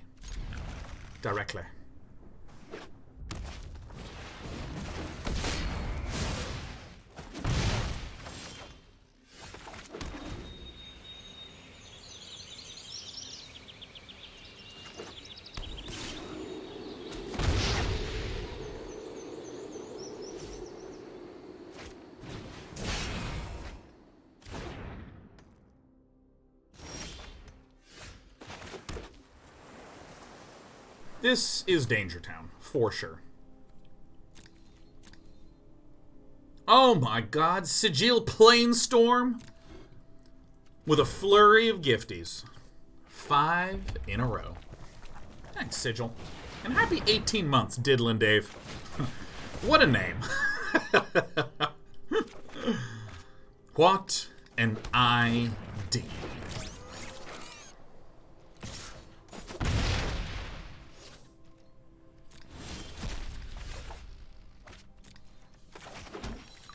Well, I will break this open for one of my favorite kinds of mana, a green mana.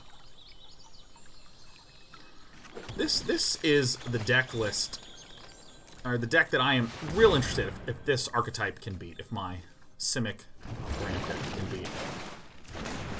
I did it. I won. I won the video game, huh? Avogadro Toast. This reminded me to resub. We appreciate your resubbing here, Avogadro. Never feel any pressure to sub or resub. Or wubba lub dub.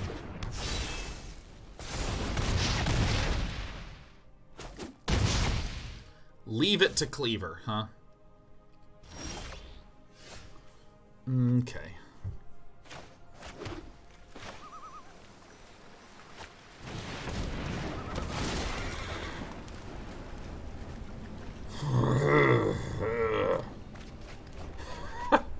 Oh. Hey, Katang! Hope you have a good time at work, and hopefully I can go into podcast mode. Keep you suitably content. Am I dead? Certainly look and feel dead.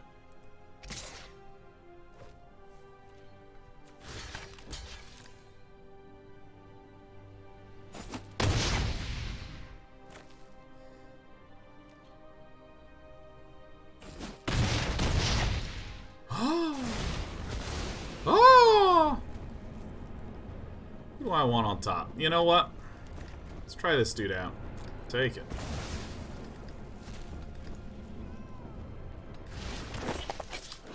This is, we fight a dude, huh? So we can be a 4-5 fighting against a 5-3.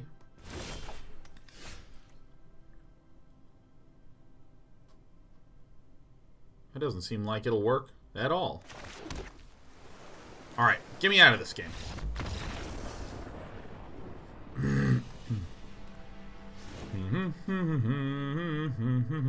Alright, so I'm going to go ahead and get rid of all of the expensive shit and the 2 Castle Vantresses that can help support it. I am then going to put in the Aether Gust, and then I'll also put in the Vorathith Hydroid.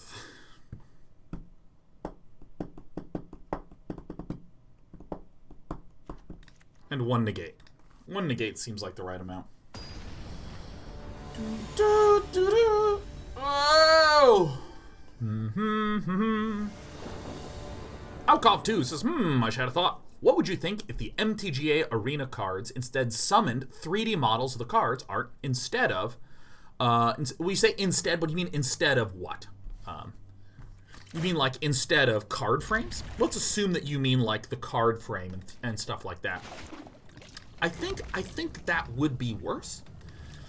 The reason being that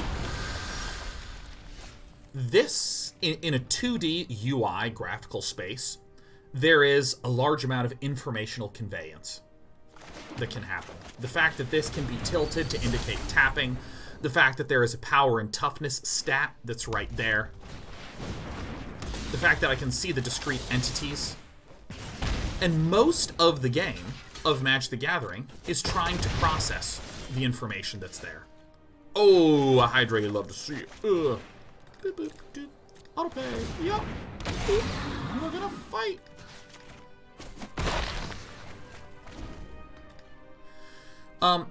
And so most of the game is processing a variety of disparate information.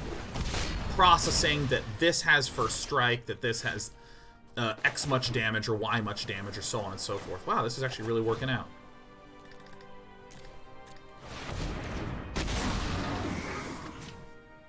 Probably the Scorch there. Okay.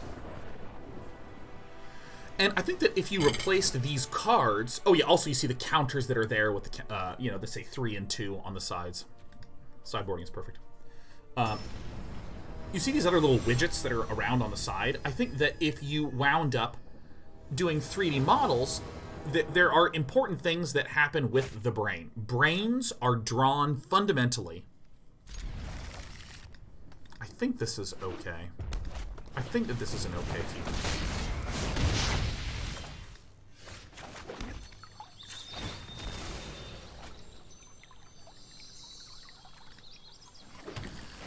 Brains are drawn to motion and drawn to contrast.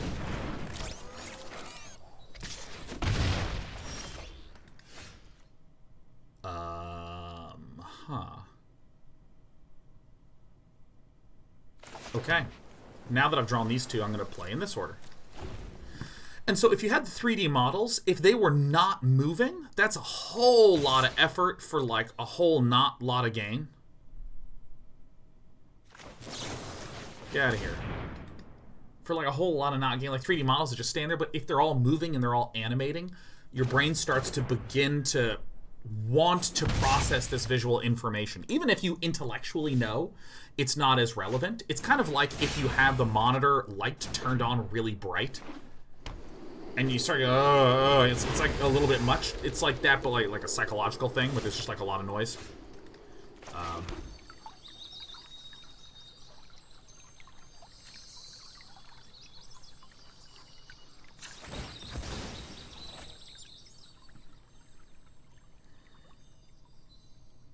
Green, Corbin.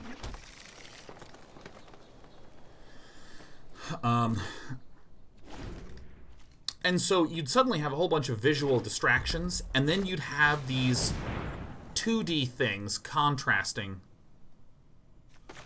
Yeah.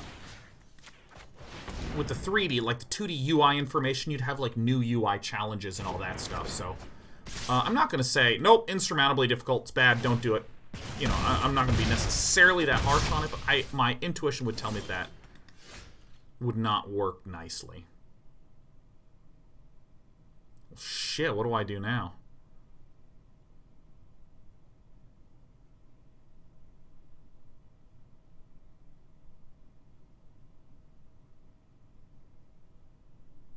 I think I have to X equals 1 and kill the Fervent Champion.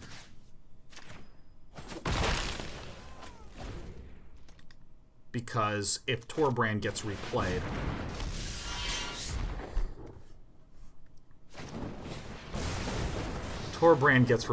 then the other guy has first strike.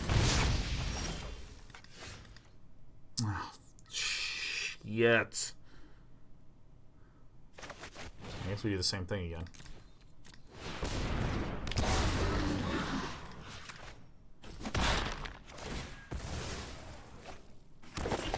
It's me, a satyr!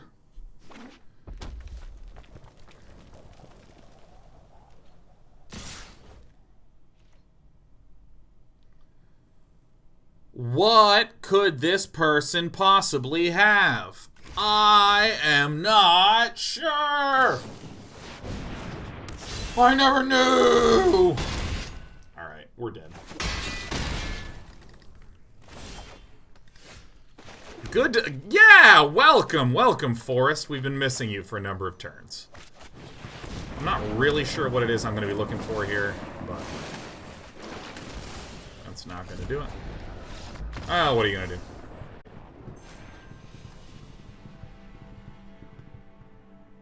Ugh.